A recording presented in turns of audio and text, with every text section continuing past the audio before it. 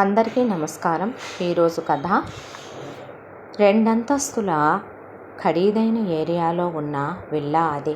ఆ ఇంట్లో లలిత చాలా రకాల పిండి వంటలు చేసి అన్నీ డబ్బాల్లో సర్దుకుంటూ కొన్ని రకాల పిండి వంటలు ఇంకేమైనా చెయ్యాలా, మర్చిపోయానా అని లెక్క చూసుకుంటూ లేదులే, లిస్టులో వేసుకున్నంత వరకు అన్నీ చేసేసాను అని ఆ రోజు టిఫిన్ కోసం కావలసినవి అన్నీ కూడా ప్రిపరేషన్స్ అయిపోయాయా లేదా అని చూసుకొని ఇడ్లీ రెడీ, పొంగల్ రెడీ, వడలు వేసేసాను, పూరీ చేసేసాను, సాంబార్ రెడీ, చట్నీలు రెడీ, పొడులు రెడీ అని అవన్నీ ఆవిడ డైనింగ్ టేబుల్ మీద సర్దేయమని పని అమ్మాయికి చెప్పింది. ఆ అమ్మాయి అన్నీ సర్దాక నువ్వు మిగతా పనులు చూసుకో అన్న తర్వాత హాల్లో కూర్చుని పరశురాం పేపర్ చదువుకుంటూ లలిత అంటే ఏమిటండి, కాస్త కప్పు కాఫీ ఇవ్వబోయ్ అనేసరికి ఇప్పుడే తెస్తానండి అని ఆవిడ లోపలికి వెళ్ళింది. ఈలోగా పై అంతస్తులో ఉన్న రెండో కూతురు కిరణ్ తను వేస్తున్నటువంటి పెయింటింగ్ సగం పూర్తి చేసిన తర్వాత ఆ పెయింటింగ్ వైపు అలా చూస్తూ ఉంది. బయట వర్షాకాలం కావటంతో చినుకులు పడుతున్నాయి. చల్లని గాలులు కిటికీలో నుంచి వీస్తూ ఆ కిటికీకి వేసున్న పలుచటి కర్టెన్స్ అలా ఎగురుతూ ఆ చల్లగాలి ముఖాన్ని తాకుతుంటే ఈ ప్రపంచంలో ఉన్న చాలామంది ఆ క్షణాన్ని ఆనందంగా, సంతోషంగా అనుభవిస్తారు. కానీ ఆమె మాత్రమే తన పెయింటింగ్ వైపు తీక్షణంగా చూస్తూ ఉండిపోయింది. అందులో ఒక అమ్మాయి తన ప్రేమికుడు ఎప్పటికి తనకి చేరువవుతాడు, తన ప్రేమ తనకి జీవితాంతం ఇక దక్కదేమో అనే దుఃఖంతో ఉన్నటువంటి పెయింటింగ్ ఆ అమ్మాయి గీస్తోంది. అది అసంపూర్తిగా సగమే కంప్లీట్ అయింది. ఈలోగా మిగతా పెయింటింగ్స్ మీద కప్పి ఉన్న క్లాత్స్ అన్నీ ఎగురుతూ ఉండేసరికి లేచి ఒక్కొక్క పెయింటింగ్కి ఉన్న తెరలు తొలగించి ఆ పెయింటింగ్స్ చూసుకుంటూ తెరలు క్లోజ్ చేసుకుంటూ వచ్చింది. ఆ తర్వాత గదిలో ఉన్నటువంటి కిటికీలు క్లోజ్ చేసేసి డబుల్ కర్టెన్స్ వేసేసింది తుప్పర లోపలికి పడకుండా. ఈలోగా ఎలా ఉన్నారు మామయ్య అనుకుంటూ వచ్చాడు పెద్దల్లుడు శశాంక్. నాన్న బాగున్నారా అనే పెద్ద కూతురు తార వచ్చేసరికి బాగానే ఉన్నావమ్మా, ఇన్నాళ్ళకి కనపడ్డామా తల్లి అని లలిత అంటూ ఉండగా అమ్మమ్మ తాతయ్య అనుకుంటూ మనవరాలు సుజిత పరిగెత్తుకుంటూ వచ్చి పరశురాం ఒళ్ళో కూర్చుని ఆయన్ని ముద్దుల్లో ముంచెత్తి అమ్మమ్మ ఎత్తుకుంటే ఆవిడ ముఖం నిండా ముద్దులు పెట్టేసింది. బంగారు తల్లి నీకోసం మీ పిన్ని ఫ్రిడ్జ్ నిండా చాక్లెట్లతో నింపేసిందమ్మా అనేసరికి పిన్నేది అని అడిగింది పాప. సుజి పిన్ని పైన ఉంది, ఏదో పెయింటింగ్ చేస్తోంది అని చెప్పింది లలిత.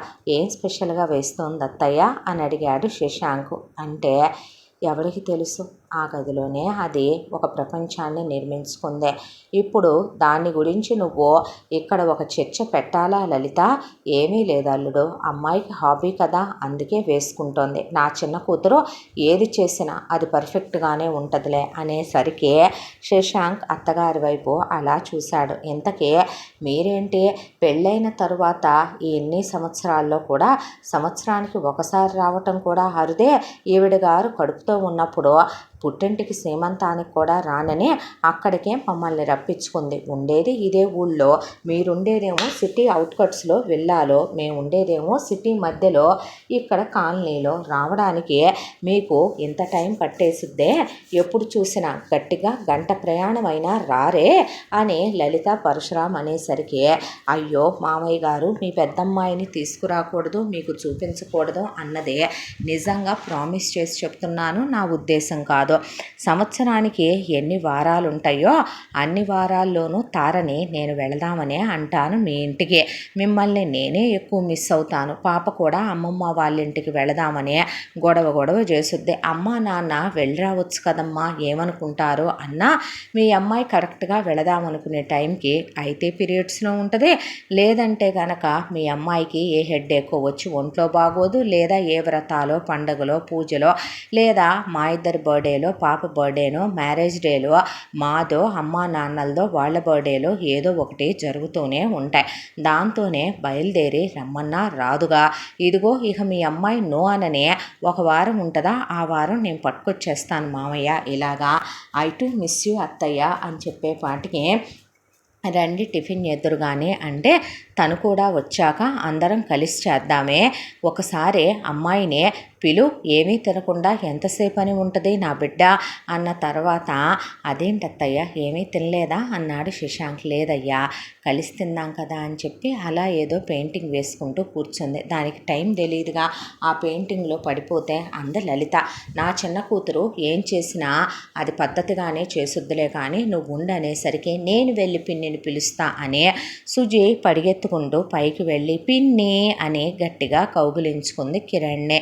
హాయ్ వచ్చేసావా బంగారు అంటే వచ్చేసా పిన్ని అనేసరికి దాదా అనే ఏంటి పిన్ని ఈ పెయింటింగ్ కంప్లీట్ చేయలేదే అంటే ఆలోచిస్తున్నానమ్మా దానికి ఎలాంటి ముగింపు ఇచ్చి కంప్లీట్ చేయాలా అని కిరణ్ అనేసరికి దా పిన్ని అందరూ బ్రేక్ఫాస్ట్ చేయకుండా ఎదురు చూస్తున్నారు, నాన్న కూడా వచ్చాడు తెలుసా అనేపాటికి అవునా అని కిరణ్ పాపని ఎత్తుకొని గబగబా మెట్లు దిగుతూ వచ్చింది కిందకే.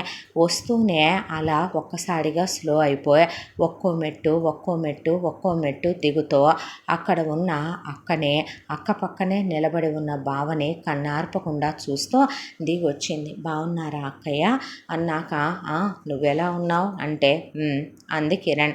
అన్న తర్వాత హాయ్ అన్నాడు శశాంక్. హాయ్ అనేసిన తర్వాత ఎలా ఉన్నావు కిరణ్ అంటే బాగున్నాను, మీరు అన్నాక బాగున్నాను అన్నాడు. అన్న తర్వాత రెండమ్మ టిఫిన్ చేద్దాం అనే పరశురామ్ అన్న తర్వాత అలాగే డాడీ అని కూర్చుంటే కిరణ్ గట్టిగా టిఫిను సరిగ్గా ఇష్టంగా ఏదీ తినట్లేదు. ఏదో ఒక చెంచా పొంగల్ పెట్టుకుంది, ఒక పూరి పెట్టుకుంది, ఇక అంతే. ఏంటా తిండి అని శశాంక్ అంటే దాని సంగతి తెలియందే ఉంది, ఏమైందో ఏమిటో కడుపు నిండా తిండి కూడా తినదు అన్నాక దానికి ఇష్టం లేదేమో, నువ్వు చేసినవి నచ్చలేదేమో, నా చిన్న కూతురు నచ్చితే తినకుండా ఉండదు కదా, అది పుట్టిన దగ్గర నుంచి నేనే కదండి వంట చేస్తోంది, చాలే ఊరుకో అని. ఏమైంది బంగారు తల్లి, పోనీ వేరే ఏదైనా తెప్పించనా అంటే అదేమి లేదు డాడీ చాలు అంతకన్నా తినలేను అని కొంచెం తినేసి పక్కకు వెళ్ళిపోయింది. అలా చిన్న కూతురు వైపు చూస్తూ ఆయన తల పరికిచ్చి ఆయన చేయి కడిగి 2 ఇడ్లీలతో ముగిచ్చి వెళ్ళిపోయాడు. ఆ తర్వాత ఆ రోజంతా పాపతో కాలక్షేపం చేస్తూ ఇక ఒకవైపున కిరణ్, ఆ తర్వాత తార ఇక వెళదాంగా అంది శశాంక్ని ఈవినింగ్ అయ్యేసరికి. అదేంటి అప్పుడే వెళ్దామంటావు, 2-3 డేస్ ఉందామని నేను అనుకుంటే అంత అర్జెంట్ ఏముంది, అత్తయ్య మామయ్యనే చూసుకోవద్దు, అబ్బో నువ్వు తెగ ఇంట్లో ఉండి వాళ్ళ గురించి పట్టించుకొని తెగ చూస్తున్నావని అనేసరికి అబ్బా నువ్వు నీ మాటలో అనేసరికి అన్నాడు శశాంక్. అనేసరికి ఆ రాత్రి అందరూ భోంచేసి పడుకున్నారు. పడుకున్న తర్వాత ముందు కిందకి దిగొచ్చింది మెల్లగా కిరణ్. పాపని చూస్తే పాప ఆదమరిచిపోయి అమ్మా నాన్నల మధ్యలో పడుకుందే. తల్లి తండ్రి నిద్రపోతున్నారు. అక్క వాళ్ళ బెడ్రూమ్ డోరు వేసి లేదు, దగ్గరికి వేసి ఉంది. దాంతో ఆ తలుపు తీసుకొని అలా వెళ్ళి కిరణ్ ఎదురుగా ఉన్న టేబుల్ దగ్గర చేతులు కట్టుకొని అలా నుంచుంది. బయట ముసురు పట్టింది, జోరు వర్షం కురుస్తోంది, ఆగుతోంది, కురుస్తోంది, ఆగుతోంది. ఆ అమ్మాయి అలా చూస్తూ బావ వైపు అలా నిలబడితే సెకండ్స్ నిమిషాలు గంటలుగా గడిచిపోతూ రాత్రి 12 గంటలకు అలా నిలబడింది కిరణ్. తెల్లవారుజామున 4 అయిపోతుంది, టైం 6 అయ్యేపాటికి అమ్మ లేస్తుంది అనే దాంతో వెళ్ళిపోదామని అడుగు పక్కకు వేసిందల్లా మళ్ళీ వచ్చి ఒక్కసారిగా బావ నుదురు మీద ముద్దు పెట్టుకొని బావ తల నిమిరి బావ చెంపల్ని 2 చేతుల్లోకి తీసుకొని అలా కన్నీళ్లతో బయటికి వెళ్ళిపోయింది డోర్ లాగేసి. ఇదంతా అటు తిరిగి నిద్రపోతున్నట్టు నటిస్తున్న తార ఇదంతా గమనించి ఆ తర్వాత కిరణ్ ముద్దు పెట్టి వెళ్ళిందని శశాంక్ నుదురు మీద శుభ్రంగా తుడిచేసి లిప్స్టిక్ రిమూవర్తో ఆ తర్వాత మొగుడిని గట్టిగా కౌగిలించుకొని దుప్పటి పైదాకా కప్పేసి పడుకుండిపోయింది. ఆ తర్వాత నెక్స్ట్ డే వీళ్ళంతా కలిసి టిఫిన్ చేయటం, ఆ తర్వాత లంచ్ చేయటం. ఈలోపు లలిత తార కోసం ఇదిగోనే ఇవి తీసుకొచ్చాను, అవి తీసుకొచ్చాను బజారుకి వెళ్ళినప్పుడు అని చెప్తే సర్లే అన్నాక ఎంత దాంట్లో వీళ్ళందరూ నుంచొని మాట్లాడుకుంటూ ఉండగా తారా కిరణ్ బాల్కనీలోకి వెళ్తారు. వాళ్ళు వెళ్ళి మాట్లాడుకునేటప్పుడు అమ్మా నాన్నలు కానీ పనివాళ్ళు కానీ పాప కానీ శశాంక్ కానీ అక్కడికి రాకూడదు. వాళ్ళు ఏదో డిస్కస్ చేసుకుంటారు, ఏదో ఆర్గ్యూ చేసుకుంటారు, ఏదో మాట్లాడుకుంటారు. నేను చెప్పేది నీ మంచి కోసమే, నీ లైఫ్ గురించే చెప్తున్నాను. ఏదైనా ఆలోచిస్తే మంచిది. ఎలా ఇంతకాలం అన్న తర్వాత నా లైఫ్ గురించి నువ్వు నాకు మంచి చెప్పటం, అదేదో నీది నువ్వే చూసుకోరాదో.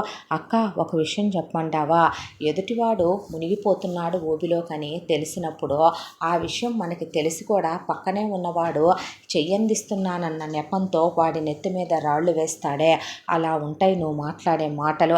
చాలా వ్యంగ్యంగా ఉన్నాయి. నువ్వు వచ్చిన పని చూసుకొని వెళ్ళరాదు ప్లీజ్ అనేసి అక్కడి నుంచి పక్కకు వచ్చేసింది కిరణ్. ఆ తర్వాత ఇంటికి వెళ్ళాలి వెళ్ళాలి వెళ్ళాలి అని గొడవ మొదలుపెట్టేసింది తార.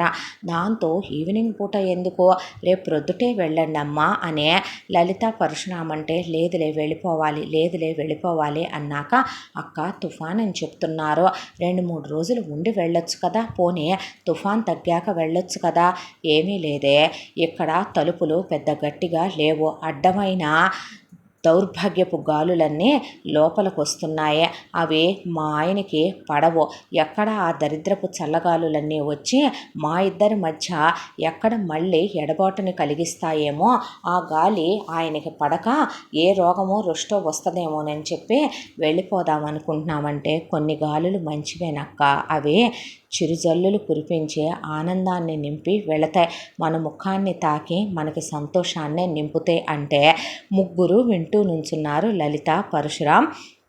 ఒకవైపున పాప, నీకేమైనా అర్థమైందా అల్లుడు అంటే ఫస్ట్ నుంచి వాళ్ళ డీకోడ్ భాష నాకు అర్థం కాదుగా, రకరకాల భాషలు ఉన్నాయంట అత్తయ్య, సైన్ లాంగ్వేజ్ అంటారు, అలాగే మూకీ భాషలు అంటారు, వీళ్ళది ఏ భాషో ఎవరికీ అర్థం కాదు, ఏమక్కో ఏమి చెల్లో కానీ అన్నాడు శశాంక్. అన్న తర్వాత వెళ్ళి తీరాల్సిందేనని తార పట్టుపట్టేసరికి సరే కూర్చోమనమని చెప్పి కూతురికి అల్లుడికి వాళ్ళు పెట్టాల్సిన ఒడిబియ్యం పెట్టేసి బట్టలు పెట్టి పాపకు కూడా బట్టలు పెట్టి తీసుకున్న వస్తువులు అవి ఇచ్చి మీ అత్తగారికి మామగారికి బట్టలు పెట్టాం, ఎన్నోసార్లు వాళ్ళని తీసుకురమ్మన్నా ఒక్కసారి కూడా తీసుకురామేమే, వియ్యాల వారితో మేమేమైనా దూరంగా ఉండాలనుకుంటున్నామా, ఊళ్ళో ఉంటున్నాము, అదేంటే గంట ప్రయాణమే కదా, వచ్చి వెళుతూ ఉండండి, ఈ పిండి వంటలన్నీ చేశాను, నాన్న ఇవన్నీ తెప్పించారనే కారంతా నింపేసుకొచ్చారు ఒకవైపున వాళ్ళు. ఆ తర్వాత శశాంక్ పోనీ ఉండిపోదాంగా తారా అంటే లేదు వెళ్ళిపోదాం అంటే పర్లేదు పాప కూడా ఉంటానంటోందిగా, ఏడుస్తోందిగా అంటే రేపది స్కూల్కి వెళ్ళాలి, ఈ తుఫాన్లో స్కూల్ పెడతారా, మరీ కాకపోతే అదేమైనా పిహెచ్డి చదువుతుందా ఏంటి, నువ్వు నీ వెటకారాలు అనేసరికి పిహెచ్డి చదవకపోతే ఇంట్లోనే ఉంటుందిలే, ఇప్పుడు ఇంటికి వెళదాం అంటున్నానుగా అనేసరికి నువ్వు పట్టుకున్న కుందేలుకి 3 కాళ్ళు అంటావు, పెళ్ళైన తర్వాత ఎంతటి మగాడైనా సరే భార్య విధేయుడు కాక తప్పదేమోలే తల్లో అని చెప్పి బయలుదేరాడు శశాంక్. కిరణ్ అలా చూస్తూ శశాంక్ వైపు పాపని దగ్గరికి తీసుకొని ముద్దు పెడుతూ శశాంక్ వైపే చూసే బాయ్ చెప్పేసి లోపలికి వెళ్ళిపోయింది గదిలోకి. వెళ్ళిపోయిన తర్వాత అలా కూర్చునే తను ఒక్కసారిగా తన పెయింటింగ్స్ అన్నీ తీసి మళ్ళీ ఒకసారి చూసుకుంటూ తన అసంపూర్తిగా మిగిల్చిన పెయింటింగ్ని కూర్చొని కంప్లీట్ చేస్తూ కూర్చుంది కిరణ్. ఈలోపు కారులో డ్రైవ్ చేసుకుంటూ వెళుతున్న శశాంక్కి దారి కూడా కనిపించట్లేదు. వర్షం చూడు ఎంత దారుణంగా ఉందో ఈ సిచ్యువేషన్లో, దట్టు మనం వెళ్ళే దారిలో అంతా దారి తిప్పుతున్నట్టుగా ఉంటుంది, పైగా మనం వెళ్ళాల్సింది కొండ పక్క నుంచి, పాప ఉంది, కొంచెమైనా సెన్స్ ఉండాలి, లైట్స్ కూడా లేవు, ఈ టైంలో జర్నీ మంచిది కాదు, ఎవడైనా అర్ధరాత్రి అపరాత్రి అని లేకుండా బయలుదేరతాడా, వెళుతున్నప్పుడు ఎప్పుడూ బయలుదేరవు, ఎంత చెప్పినా కూడా ఉండమని అత్తయ్య మామయ్య కిరణ్ అంత చెప్పారు, ఏంటో నీ మొండితనం అనేసరికి అబ్బాయి ఇప్పుడేంటి గంటలో వెళ్ళేది 2 గంటల్లో వెళ్తాం ఏంటంట అనేసరికి స్లోగా డ్రైవ్ చేయకూడదు, ఇక్కడ స్లోగా డ్రైవ్ చేస్తే జారిపోతుంది, సిచ్యువేషన్ ఎలా ఉందో తెలుస్తుందా అనేసరికి అయితే స్పీడ్ పెంచు అంది. చాలే ఊరుకో, అంత ఫాస్ట్గా వెళ్ళకూడదని శశాంక్ మినిమం స్పీడ్లో పోనిస్తున్నాడు. అయితే ఈలోపు తారకి తన ఫ్రెండ్ యుఎస్ నుంచి ఫోన్ చేసింది. ఫోన్ చేస్తే శశాంక్ ఇటు చూడంటే నేను రోడ్డు చూడాలి నువ్వు మాట్లాడనేసరికి తార ఫోన్ తెచ్చి శశాంక్ ముఖానికి ఎదురుగా పెట్టేసరికి ఫ్రెండు నువ్వు ఏమన్నా అందంగా ఉంటావో తెలుసా, దీని పెళ్లిలో నేను ఎంత జెలసీగా ఫీల్ అయ్యానో తెలుసా, పెళ్ళైన తర్వాత పిల్ల పుట్టాక ఇన్నేళ్ళు కాపురం చేసిన తర్వాత కూడా నువ్వు కత్తిలాగా ఉన్నావు తెలుసా, కానీ నా మొగుడిని నీలా మెయింటైన్ చేయమంటే ఆడు మెయింటైన్ చేయడు తెలుసా అనేపాటికి నా కర్మకి ఈ సొల్లేంటో ఈ వాగుడేంటో అనే ముందు ఫోన్ తీతారా అని అంటూ ఉండగానే ఎదురుగా లారీ రావటం, ఆ లారీ వస్తోందని శశాంక్ కారు పక్కకి తిప్పేయడంతో రాయి మీదకి ఎక్కేసింది కారు. దాంతో కారు ఒక్కసారిగా పైకి లేచి కింద పడిపోయింది. కింద పడిపోయేపాటికి బలూన్స్ ఓపెన్ అయిపోయి పాప బలూన్స్ మధ్య ఇరుక్కుపోయింది. ఇక తార విషయంలో శశాంక్ ఎక్కడ బెలూన్స్ ఓపెన్ అయినా తారకి ఏదైనా గుచ్చుకుంటాయేమోననే తన అడ్డం పడేపాటికి ఎదురుగా ఉన్న మిర్రర్ పగిలి శశాంక్ వీపులో లోతుగా దిగింది. ఈలోపు తార వైపున తార ఎక్కడ ఏమవుద్దో అనే కంగారులో దూకేద్దామన్నట్టు డోర్ ఓపెన్ చేసి ఉండేసరికి ఆ డోర్లో నుంచి తార బయటికి పడిపోయేసరికి కారు అలా ఆపేసిన తర్వాత శశాంక్ దిగి ముందు బిడ్డ ఏమైందో అని చూసుకుంటే పాప స్పృహ తప్పిపోయింది. కానీ బెలూన్ల మధ్యలో పాప ప్రాణానికి ప్రమాదం లేదు. వీపులో కలుక్కుమంటోంది. దిగిన గాజు పెంకు దిగటానికి కూడా లేదు. దాంతో తాడ దగ్గరికి వెళ్ళి సేఫ్గానే ఉందలే, కింద పడినట్టుంది, భగవంతుడి దయ వల్ల తనకేం కాలేదని తాడా లే లే లే అని లేపుతూ ఉండగా స్పృహ తప్పి పడిపోయినట్టుంది అనుకున్నాడు. అయితే ఈలోపు తాడది చాలా పొడవాటి జుట్టు. రాయి చుట్టుకుపోతే రాయిని పక్కకు పడేసి ఆ జుట్టుని పక్కకు లాగే అంబులెన్స్కి అమ్మా నాన్నలకి అత్తామామలకి ఫోన్ చేశాడు. దాంతో అంబులెన్స్ వచ్చి వీళ్ళని ముందు హాస్పిటల్కి తరలించి పాప స్పృహ తప్పిపోయిందని పాపని చిల్డ్రన్స్ వార్డులోకి, తర్వాత శశాంక్కి వెనక గుచ్చుకున్న గాజు పెంకు తీసి సర్జరీ చేయాలని థియేటర్లోకి తీసుకెళ్ళి అప్పటికే వీళ్ళు పరిగెత్తుకొచ్చారు. తార చనిపోయిందని, కింద పడిపోయిన ఆమె రాయికి గుద్దుకుందని, ఆ తగిలిన దెబ్బ డైరెక్ట్గా మెదడుకి తగిలిందని, దాంతో ఇంటర్నల్ బ్లీడింగ్ అయిందని, పైకి ఏమీ కనిపించలేదు, పొడవాటి జుట్టు ఉండటం వల్ల ఇలా కోర్సుగా తల కూడా బాగా పగిలిపోయిందని డాక్టర్స్ చెప్పి చనిపోయి చాలాసేపు అయిందని ఐఎమ్ సారీ అని తెల్లగుడ్డ కప్పి శవాన్ని అప్పచెప్పేశారు. దాంతో కోడలికి ఇలా అయిందని వైదేహి ఆనందరావుకి నోట్లో మాట రాక వాళ్ళు కూర్చుండిపోయారు. కూతురికి ఇలా జరిగిందని లలిత పరశురాం బిక్క చచ్చిపోయారు. కిరణ్ అలా చూస్తూ కూర్చుండిపోయింది. అక్క అలా అవ్వటం ఏంటనేది తీసుకోలేకపోయింది. దాంతో ఒకవైపున శశాంక్ 24 గంటలకి నార్మలైజ్ స్పృహలోకి వచ్చాడు. మరి చెప్పాలి కదా, అప్పటిదాకా శవాన్ని అలాగే ఉంచి చెప్పేసరికి మోకాళ్ళ మీద కూర్చొని దిక్కులు పెక్కటిల్లేటట్టు, భూమి ఆకాశాలు ఏకమైపోయేటట్టు అన్ని సంవత్సరాల కాపురం, పాపకి 5 ఏళ్ల వయసు, జీవితం ఎంతో ఆనందంగా సాగిపోతున్న క్షణాలు, ఈ సునామీ సుడిగుండాలు ఏంటనే అతని మనసు తీసుకోలేకపోయింది. దాంతో పిచ్చోడైపోయాడు. తారక అంత్యక్రియలు జరిగిపోయినాయి. ఆ తర్వాత మనిషిలో లేడు, మనసులో లేదు. పాప మమ్మీ చచ్చిపోయింది అంటే తప్పమ్మ అలా అనకూడదని అమ్మమ్మ తాతయ్యలుగా దగ్గరికి తీసుకుని, పిన్నిగా కిరణ్ దగ్గరికి తీసుకుని దశదిన కర్మకాండలు అయిపోయిన తర్వాత అల్లుడిని వీలైనంత త్వరగా మర్చిపోయి మామూలు అవ్వాలయ్యా. చనిపోయిన వాళ్ళు మొన్న వదిలి వెళ్ళిపోయారు అంటే ఈ భూమి మీద వాళ్ళకి వచ్చిన పని పూర్తయిపోయింది. ఇంకా వాళ్ళకి మనకి రుణానుబంధం లేదు, వాళ్ళ ఆయుష్ అయిపోయింది అని అర్థం. వాళ్ళు ఇంకా మన వాళ్ళు కానట్టే. మళ్ళీ వాళ్ళ పుణ్యపాపాలకి వాళ్ళు మరో జన్మ ఎత్తి తీర్చుకోవాల్సిన రుణాలు ఉంటాయి బాబు. నువ్వు బాధపడొద్దు. నువ్వు ఇలా అయిపోతే చిన్నది పాప ఏమైపోద్ది. మీ అమ్మా నాన్నలకి నువ్వు ఒక్కడవే కొడుకువయ్యా. మాకన్నా ఒకళ్ళు పోతే ఒకళ్ళని, తారపోతే కిరణ్ ఉంది. కానీ మీ అమ్మా నాన్నలో నీకేమైనా అయితే తీసుకోగలరా చెప్పు అని ధైర్యం చెప్పి వాళ్ళు కిరణ్ని తీసుకొని వెళ్ళిపోయారు. ఆ తర్వాత శశాంక్ పిచ్చోళ్ళ తయారయ్యాడు. ఒకవైపున ఆఫీస్కి వెళుతున్నాడు, వస్తున్నాడు, తిండి తినటం మానేశాడు, నిద్రపోవటం మానేశాడు. ఆఫీసులో కూడా ఇదివరకు ఇట్లా ఉండట్లేదు. కూర్చోవటం ఒకటే, భార్య ఫొటోసు డీపీలు అవే, ఫోన్కి వాల్పేపర్లు అవే, ఒకవైపున రూమ్ అంతా ఇల్లంతా పెళ్ళాం ఫోటోలే అయ్యే గుర్తు తెచ్చుకుంటూ నువ్వు నన్ను వదిలి ఎలా వెళ్ళిపోయావో, ప్రాణం ఒక ఎత్తుగా నన్ను ప్రేమించానన్నావే, నేను లేనిది బ్రతకలేనన్నావే, అలాంటిది నన్ను ఎలా వదిలేసి వెళ్ళిపోయావురా? అసలు పెళ్ళైన తరువాత ఏ భార్య ఏ భర్తకి ఇవ్వనంత ప్రేమనే నువ్వు నాకు ఇచ్చావు కదా, నన్ను వదిలి ఎలా వెళ్ళిపోయావో, అసలు రోజంతా పడకటింటి కాపురమే చేసేదానివి కదరా నువ్వు, అసలు పెళ్ళైన వెంటనే నేను వద్దన్నా నువ్వే ప్రెగ్నెంట్ అయ్యావు, ఉంచుకుంటానన్నావు, పాప కావాలన్నావు, ఆ తర్వాత పాప పుట్టాక అమ్మా నాన్నలకి గిఫ్ట్ ఇస్తున్నాను, మీ మనవరాల్ని మీరే పెంచుకోండి అన్నావు, నాకు మళ్ళీ పిల్లల్ని కనాలని లేదు అన్నావు, పీరియడ్ టైమ్స్లో కూడా నేనే దూరం పెట్టేవాడినే, నువ్వే నాతో క్లోజ్ అవ్వాలనుకునేదానివే, రోజంతా కూడా నన్ను ఆఫీసు నుంచి రాగానే బెడ్రూమ్లోకి లాక్కెళ్ళిపోయి బయటికి రానిచ్చేదానివి కాదు,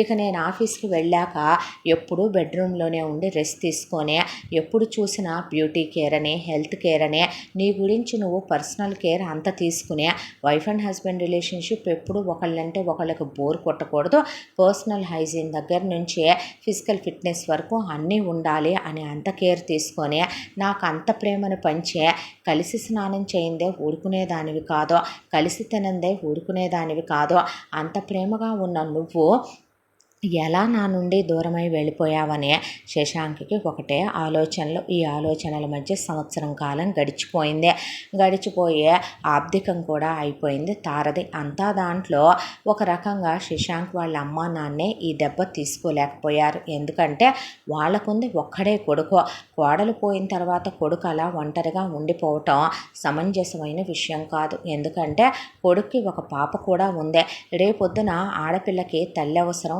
ఎంతైనా ఉంటుంది. వాళ్ళు ఎన్నాళ్ళు ఉంటారో, ఏ రోజు పరిస్థితులు ఎలా ఉంటాయో ఈ కలికాలంలో చెప్పే రోజులు కాదో. శశాంక్కి పెళ్లి చేద్దాం అనుకొని వాళ్ళు ఒకవైపును వెతుకుతున్నా చాలామంది పిల్ల ఉందనే విముఖత కూడా చూపించకుండా మేమిస్తామంటే మేమిస్తాం పిల్లననే వచ్చి పడి పైగా కట్నాలు కూడా ఇస్తామన్నారు. ఎందుకంటే శశాంక్ ఒక్కడే కొడుకు, దానికి తోడు కోట్ల రూపాయల ఆస్తులు, వ్యాపారాలు, పొలాలు వాళ్ళకి బోలెడంతా ఉన్నాయి. దాంతో శశాంక్ చాలా మంచోడు, చెడ్డ అలవాట్లు ఏమీ ఉండవు, బాగా చదువుకున్నాడు, బిజినెస్ చూసుకుంటున్నాడు, చాలా అందంగా కూడా ఉంటాడు. పాపుంటే ఏమైందంట అనే దాంతో చాలామంది వచ్చిన వీళ్ళు కొడుకు దగ్గర అప్పుడే ఆ విషయం ఎత్తకూడదులేమనమని టైం తీసుకుని తర్వాత అడిగితే నేను అస్సలు చేసుకోననే తెగేసి చెప్పేశాడు శశాంక్. ఇంత దాంట్లో లలితకి ఒక దిగులు పట్టేసుకుంది. అల్లుడికి వియ్యంకుడు వియ్యపురాలు ఇప్పుడు కాపోయినా కొన్నాళ్ళకైనా పెద్ద కూతుర్నే మర్చిపోయేలా చేసి పెళ్లి చెయ్యాలి, అదే న్యాయం ధర్మం కూడాను. ఏ కొడుకు జీవితం అలా అయిపోవాలని ఏ తల్లిదండ్రులు కోరుకోరు, అది తమతో సహా. కానీ రేపొచ్చే అమ్మాయి మనవరాల్ని తల్లిలా చూసుకుంటుందా, అల్లుడికి భార్య మాత్రమే అవుద్దా, రేపొద్దున అసలు ఏం జరుగుద్ది అల్లుడి జీవితం, రేపొద్దున పోనీ అల్లుడితోనే సఖ్యంగా ఉండదా, అసలు ఆవిడకి అవేం అర్థం కాక దిగులైపోయింది. ఒకవైపున చూస్తే చిన్న కూతురు కిరణ్కి 28 సంవత్సరాలు, పెళ్లి చేసుకోమ్మా అంటే ఒకవైపున పెళ్లి చేసుకోవటల్లా, బ్రహ్మాండమైన సంబంధాలు చిన్న కూతురికి పెళ్లి వయసు వచ్చిన దగ్గర నుంచి రావటం, డాక్టర్ల దగ్గర నుంచి ఇంజనీర్ల దగ్గర నుంచి పెద్ద పెద్ద బిజినెస్ మ్యాగ్నెట్ల దగ్గర నుంచి వస్తే ప్రతి ఒక్కళ్ళ సంబంధాలు కూడా వద్దనే అంటోందనే పరశురాం ఒక రోజున పర్సనల్గా అడిగితే నీకు దండం పెడతాను డాడీ, నన్ను ఇబ్బంది పెట్టకు నాన్న అన్న తర్వాత ఆయన ఇక కూతురంటే ఉన్న విపరీతమైన ఇష్టంతో ఆయన కూతుర్ని పెళ్లి చేసుకోమని కంపెల్ చేయలేదు. నిజానికే చిన్నమ్మాయి కిరణ్ పుట్టిన తర్వాత పరశురాం వ్యాపారం పెట్టాడు. వ్యాపార పరంగా కూడా ఆయన చిన్న కూతురు పేరు విశేషమో కానీ బాగా ఎదిగాడు, కోట్ల రూపాయలు సంపాదించాడు. చిన్నమ్మాయి ఆయన పోలికల్లోనే ముమ్మూర్తులా పుట్టడం ఒకటే, దానికి తోడు చిన్నపిల్ల చాలా ఒద్దికగా ఉంటుంది, చాలా మంచిది, సహనం ఓర్పు అన్నీ ఎక్కువ. పెద్దమ్మాయి ఏదైనా కావాలంటే సాధించుకొని తీసుకోగలదు, కానీ చిన్నపిల్ల గట్టిగా మాట్లాడలేదు, నెమ్మదస్తురాలు, చురుగ్గా సంతోషంగా ఆనందంగా ఉండే చిన్న కూతురు ఇలా ఎందుకు అయిపోయిందనేది ఒక దిగులు. ఆవిడ ఎవరికి చెప్పుకోవాలో తెలియక పరశురాంకి చెప్తే ఆయన కోప్పడతాడు. పిల్లని తన ఫ్రీడమ్కి వదిలేయాలి, మనం దానికి ఇష్టం లేకుండా పెళ్లి చేస్తే మనం హాల్లో ఉంటాం, వంటగదిలో ఉంటాం, బయట ప్రపంచంలో ఉంటాం, 4 గోడల మధ్య బెడ్రూమ్లో ఉంటామా? నీకు ఆ మాత్రం తెలీదా? నీకు నాకు పెళ్ళైన దానివే ఎలా ఉండాలనే విషయం అని ఆయన అనేసరికి అత్తామామలన్నా ఉంటే వాళ్ళకి చెప్పుకొని ఏడవచ్చు. రీసెంట్గానే పరశురాం తల్లి తండ్రి కాలం చేసిపోయారు. ఆ దిగుల్లోంచి ఆయన ఈ మధ్య బయటకు వస్తున్నాడు. ఒకవైపున పిల్ల లైఫ్ ఇలా అయిపోయిందనే శశాంక్ వచ్చినప్పుడల్లా లలిత ఏకరువు పెట్టి చెప్పుద్దే, ఇలా పెళ్లి సంబంధాలు వస్తున్నాయ్యా చేసుకోనంటుందంటే ఎవరినైనా ఇష్టపడుతోందేమో అత్తయ్య, అడగాల్సిందేమో అంటే అలాంటిదేమైనా ఉంటే మీ మామయ్య ఊరుకుంటారా అయ్యా? ఆగమేఘాల మీద వెళ్ళి అడిగి ఖాయం చేసుకురారు. అసలేంటో ఎందుకు వద్దంటోందో. బయట వాళ్ళందరూ మీ అమ్మాయిలో పైకి కనపడని లోపాలున్నాయా అని అడుగుతున్నారు శశాంక్. చచ్చా, తనలో అలాంటి ఎందుకుంటే ఉండవని మనకి తెలుసయ్యా, బయట వాళ్ళు ఏమనుకుంటారు? ఎంతోమంది మీ చిన్నమ్మాయి అయితే మేం చేసుకుంటామని వస్తున్నా అదే కాదంటోంది.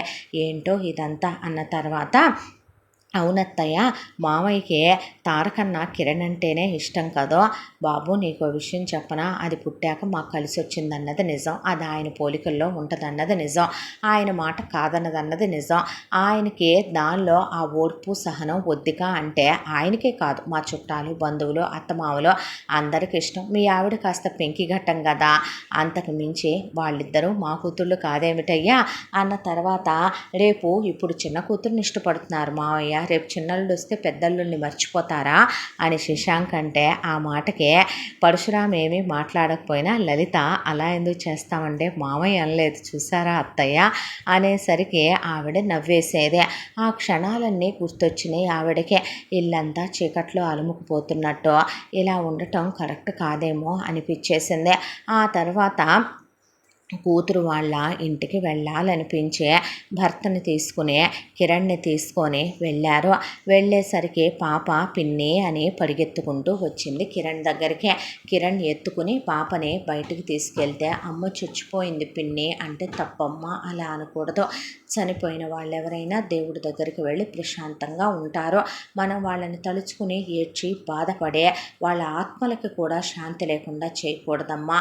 పాపపుణ్యాల కర్మ ఫలితాలు పూర్తయినాయి కదో, అందుకే వెళ్ళిపోతారులేమ్మా అన్నాక పాపని ఎత్తుకొని దగ్గరికి తీసుకొని ఇంటికి వచ్చాక కూడా తినిపించి ఆడుకునే పాపని భుజాన వేసుకొని నిద్ర కూర్చుంది కిరణ్. ఇదంతా చూస్తున్న వైదేహి ఆనందరావు కొడుక్కెటు పెళ్లి చేద్దాం అనుకుంటున్నారు. ఇప్పుడు కాపోయినా కొన్నాళ్ళకైనా చెయ్యాలి. ఆ చేస్తే ఒక అమ్మాయి కోడలుగా వస్తుంది. వీళ్ళున్నంత వరకు నటించవచ్చు పాప మీద ప్రేమ ఉన్నట్టు, వీళ్ళనే బాధ్యతగా చూసుకుంటున్నట్టు. కానీ అది నటనే అయితే, నిజం కాకపోతే, ఆ వచ్చే అమ్మాయి పాపని తల్లిలా ప్రేమించకపోతే, పాప ఆడపిల్ల, రేపొద్దున ఏ తేడా వచ్చినా అని భవిష్యత్తు పాడైపోద్ది. పైగా కొడుకు ఓవర్ సెన్సిటివ్, చిన్న చిన్న విషయాలకే హర్ట్ అయిపోతాడు. పట్టించుకొని చూడాలి. ఇప్పుడు తమను చూడాల్సిన బాధ్యత కూడా ఉంది. ఎలాంటి అమ్మాయినో ఇచ్చి చేస్తే కొడుకు జీవితం ఎలా ఉంటుంది? దానికి బదులు కిరణ్ ఎంతైనా తారకి చెల్లెలు, పైగా పాపకి సొంత పిన్నే. శశాంకుని కిరణ్ అయితే భారీగా అర్థం చేసుకుంటుంది. తన అక్క అతని జీవితంలో చనిపోయింది కాబట్టే తారని మరిపించే విధంగా కాకపోయినా మురిపించే విధంగా కిరణ్ ఉంటుంది. ఎందుకంటే తార కన్నా కిరణ్ చాలా అందంగా ఉంటుంది. రెండో విషయం, ఆ అమ్మాయికి ఒద్దిక, నేర్పు, ఓర్పు, సహనం చాలా ఎక్కువ. అలాంటి పిల్ల కోడలైతే వాళ్ళని బాగా చూసుకుంటుంది, పాపని శశాంక్ని కూడా బాగా చూసుకుంటుంది అనే దాంతో అమ్మాయిని మన అబ్బాయికి చేసుకుంటే ఎలా ఉంటుందండి అనే వైదేహి ఆనందరావుతో అంటే, ఆయన మనం అడిగితే ఏమంటారో, బావగారు వాళ్ళు అమ్మాయి ఇన్నాళ్ళు పెళ్లి చేసుకోలేదంటే ఎవరికైనా మనసిచ్చిందేమో, మనం అడిగితే బాగుంటుందంటావా? ఇప్పుడు మనవాడు రెండో సంబంధం, పిల్ల తండ్రి కదా, అమ్మాయిని అడిగితే మన అనుకుంటారేమో అనేసరికి లలిత చెవిన పడే ఈ మాటలు లలిత మనసు కూడా కుదుట పడింది. వియ్యంకులు వాళ్ళు అలా అనుకోవటంతో. దాంతో ముందు మనం మాట్లాడాక అప్పుడు డెసిషన్ ఏంటనేది పిల్లల్ని అడుగుదాం అంది వైదేహి. సరేనని వెళ్ళబోతున్న లలిత పరశురాముల్ని కూర్చోబెట్టి, అన్నయ్య గారు ఒక్క మాట అడుగుతాను, కిరణ్ని మా ఇంటి కోడలుగా పంపించవచ్చుగా, కన్నబిడ్డలా చూసుకుంటాను. మీ పెద్దమ్మాయిని ఒక్కరోజు ఒక్క మాట అన్నది లేదు, మా వాడు అసలు అనడు. అది మీకే తెలుసు వాళ్ళిద్దరూ ఎలా ఉండేవాళ్ళో. మీ అమ్మ ఏ రోజు మీకు ఫోన్ చేసి మేమేమైనా అన్నామని చెప్పిందా? పాప కిరణ్కి బాగా అలవాటైపోతుంది.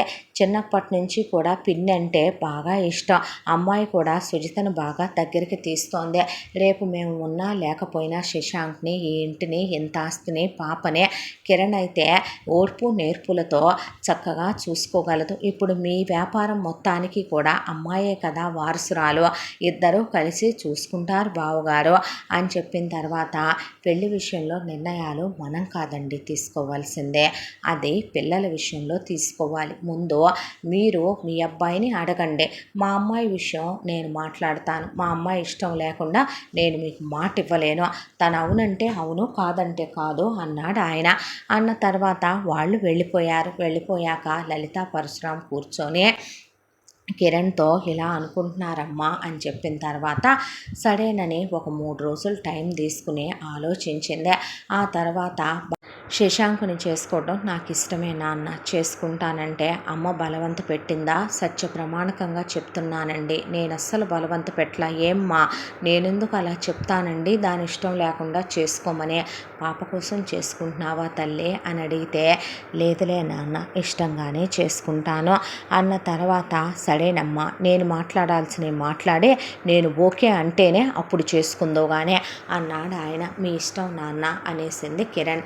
ఆ తర్వాత పరశురాం మా అమ్మాయి పెళ్ళికి సరేనంది, నేను బయలుదేరి వస్తున్నాను, శశాంక్తో మాట్లాడాల్సింది ఉంది.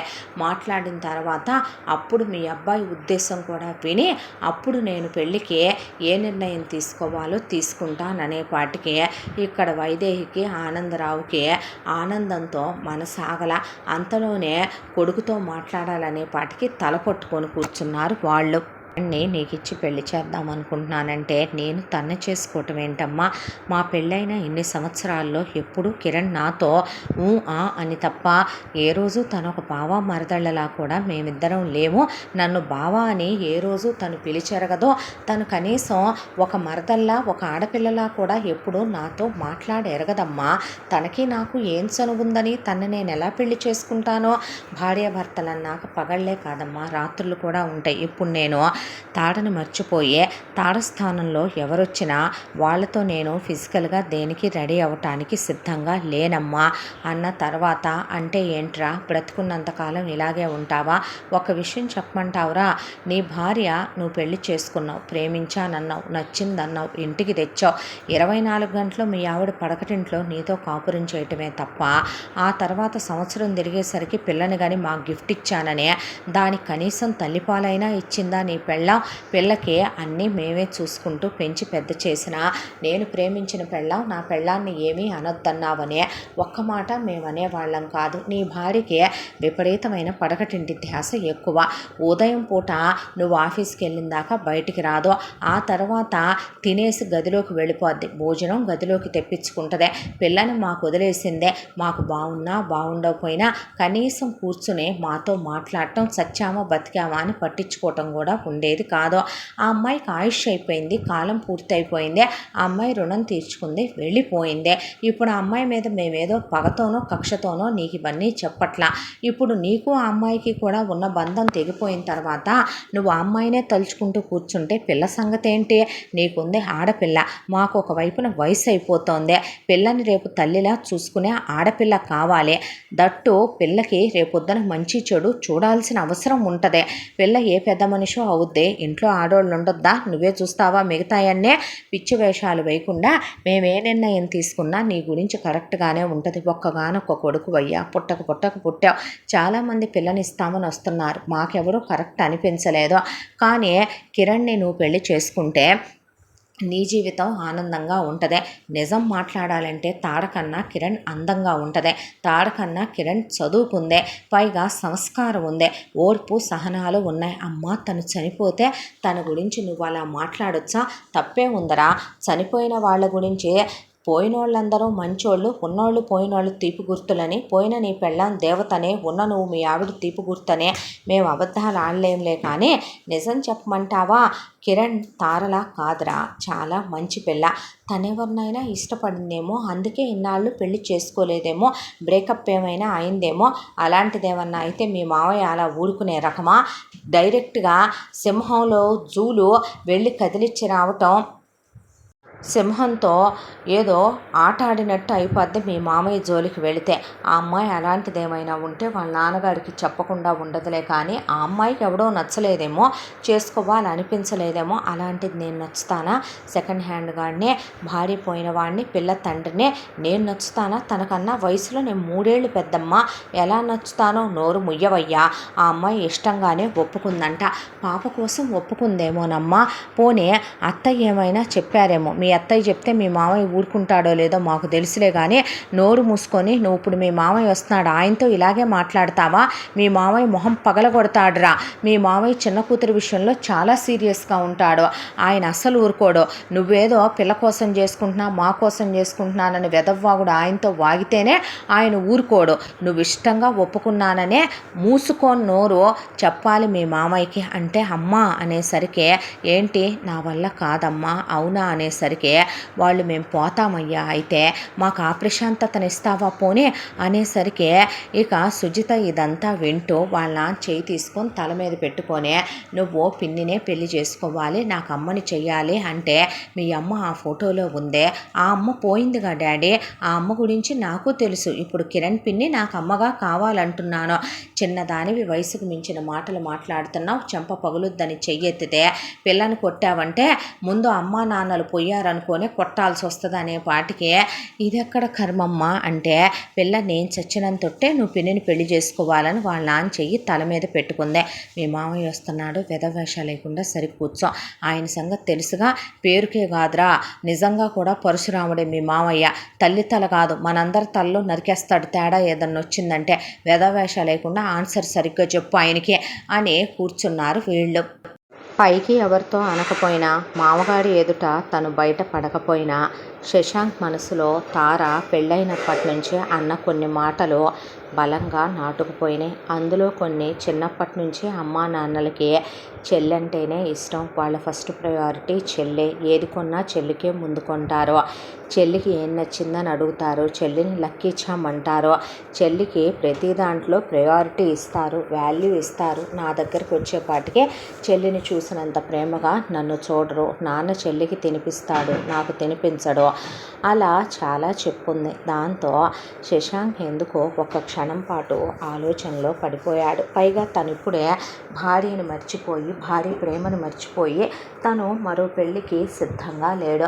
దాంతో మామగారు వచ్చి కూర్చొని ఎలా ఉన్నావు అని అడిగితే బాగానే ఉన్నాను మామగారు అన్న తర్వాత ఆయన ముందు ధైర్యంగా మాట్లాడేంత, ధైర్యం చేసేంత ఎవరికీ ఉండదు, అంత గట్టి మనిషి పరశురాం. దాంతోనే చూడల్లుడు, నాకు తార కిరణ్ ఇద్దరు కూతుళ్ళు, నా దృష్టిలో తార ఎక్కువ కాదు, కిరణ్ తక్కువ కాదు, నా వరకు నాకు నా ఇద్దరు కూతుళ్ళు సమానమే. ఒక రకంగా చెప్పాలంటే తార కాస్త గడుసుది, కానీ కిరణ్ చాలా సెన్సిటివ్ పిల్ల, పైకి కనపడ్డట్టు ఎవరో లోపల ఉండరు. మా అమ్మాయి నిన్ను పెళ్లి చేసుకోవడానికి ఇష్టపడింది కదా అని చెప్పి మా అమ్మాయి నిన్ను చేసుకుంటానంది కదా అని చెప్పి పోయింది నా పెద్ద కూతురే.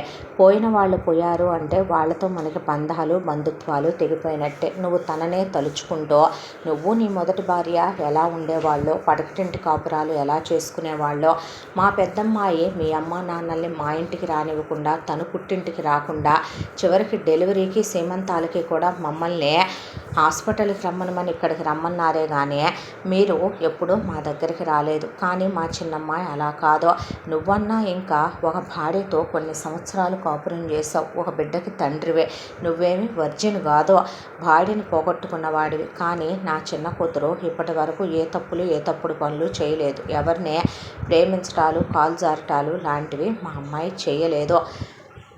మా అమ్మాయి నికాల్స్గా ఉంది. మా అమ్మాయికి జీవితం మీద, భర్త మీద కొన్ని ఎక్స్పెక్టేషన్స్ ఉంటాయి. నేను పెళ్లి చేసుకొని వచ్చిన తర్వాత నీ కూతురికి తల్లిగా పడుంటానుకో, మీ ఇంట్లో పని మనిషిగా పడుంటానుకో, నా కూతుర్నిచ్చి నీకు చెయ్యాలనుకోవట్లేదు. మా అమ్మాయి చేసుకుంటాను అన్నది కాబట్టి దట్టు ఇక పాప కోసమే కానీ నీ కోసమే కానీ ఒప్పుకుంది కాబట్టి ఇచ్చి చేస్తున్నాను.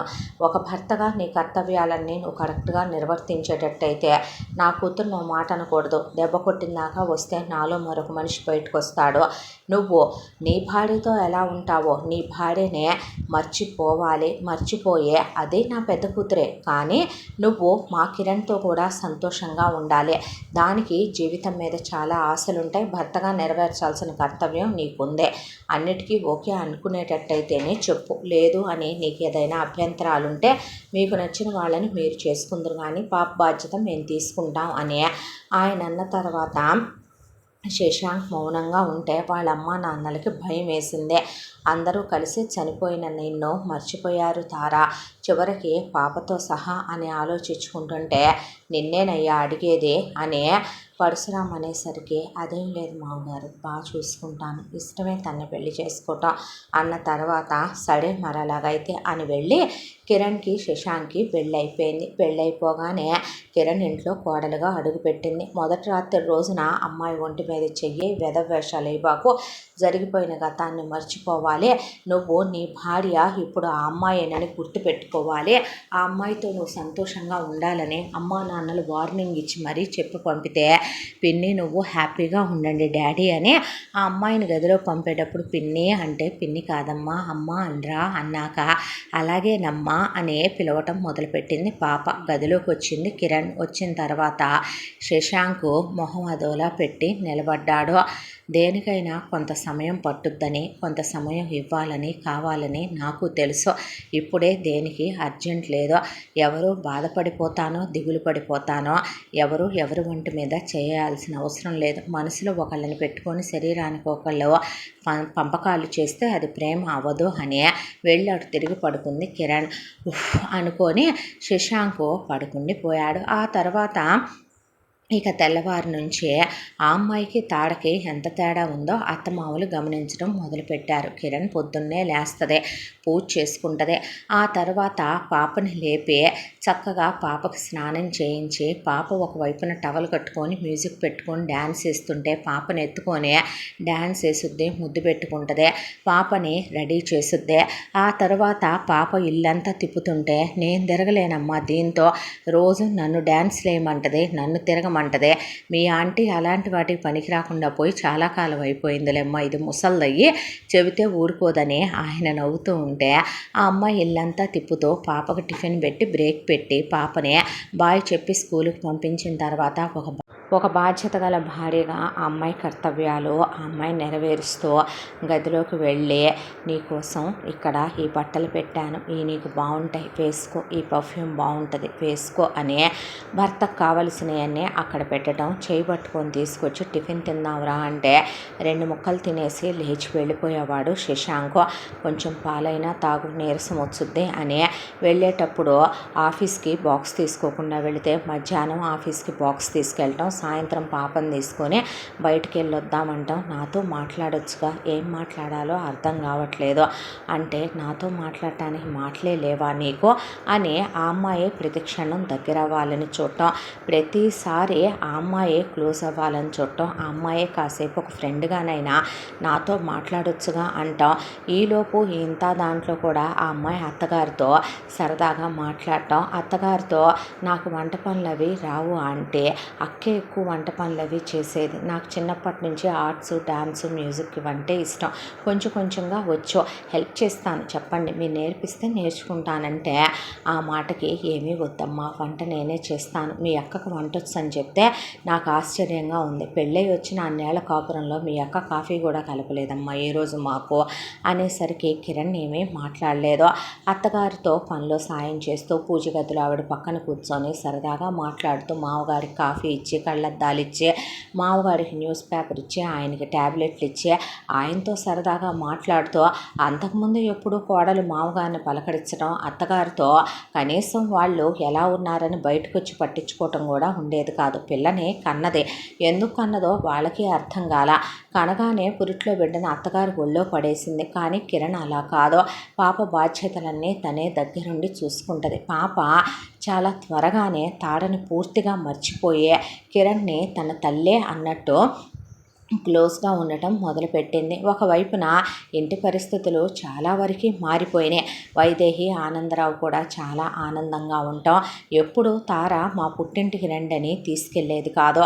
కిరణ్ మాత్రం ఇక శశాంక్ని మా పుట్టింటికి వెళదాంగా అనే పాపని వెంట పెట్టుకొని అమ్మమ్మ వాళ్ళ ఇంటికి వెళ్దామే అని మీరు రండి అత్తయ్య మావయ్య అని తీసుకెళ్ళి వియ్యాల వారిని దగ్గర చేయటం. ఒకవైపున లలిత వైదేహి మాట్లాడుకోవటం, పరశురాం ఆనందరావు మాట్లాడుకోవటం, పాపతో కిరణ్ ఆడుకోవటం, శశాంక్ని కాసేపు అలా బయటకు వెళ్దామా, టెర్రస్ మీదకి వెళదామా అనే మాట్లాడుతున్న ఒక మౌనం.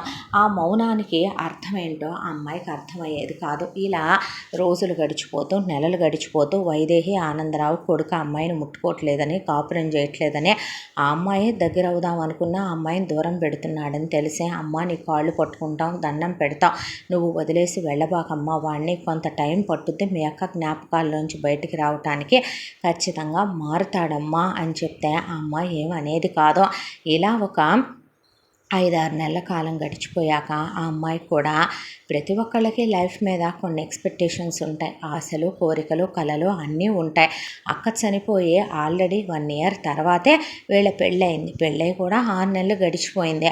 అక్కనే మడిపించేలాగా, మురిపించేలాగా ఉండాలని తను అనుకోలేదు. కానీ ఇంట్లో వాళ్ళందరూ పూర్తిగా జరిగింది మర్చిపోయి సంతోషంగా ఉంటున్నారు. కానీ శశాంక్ మాత్రమే ఎందుకు అలా డల్గా ఉంటున్నాడో ఆ అమ్మాయికి అర్థమయ్యేది కాదు.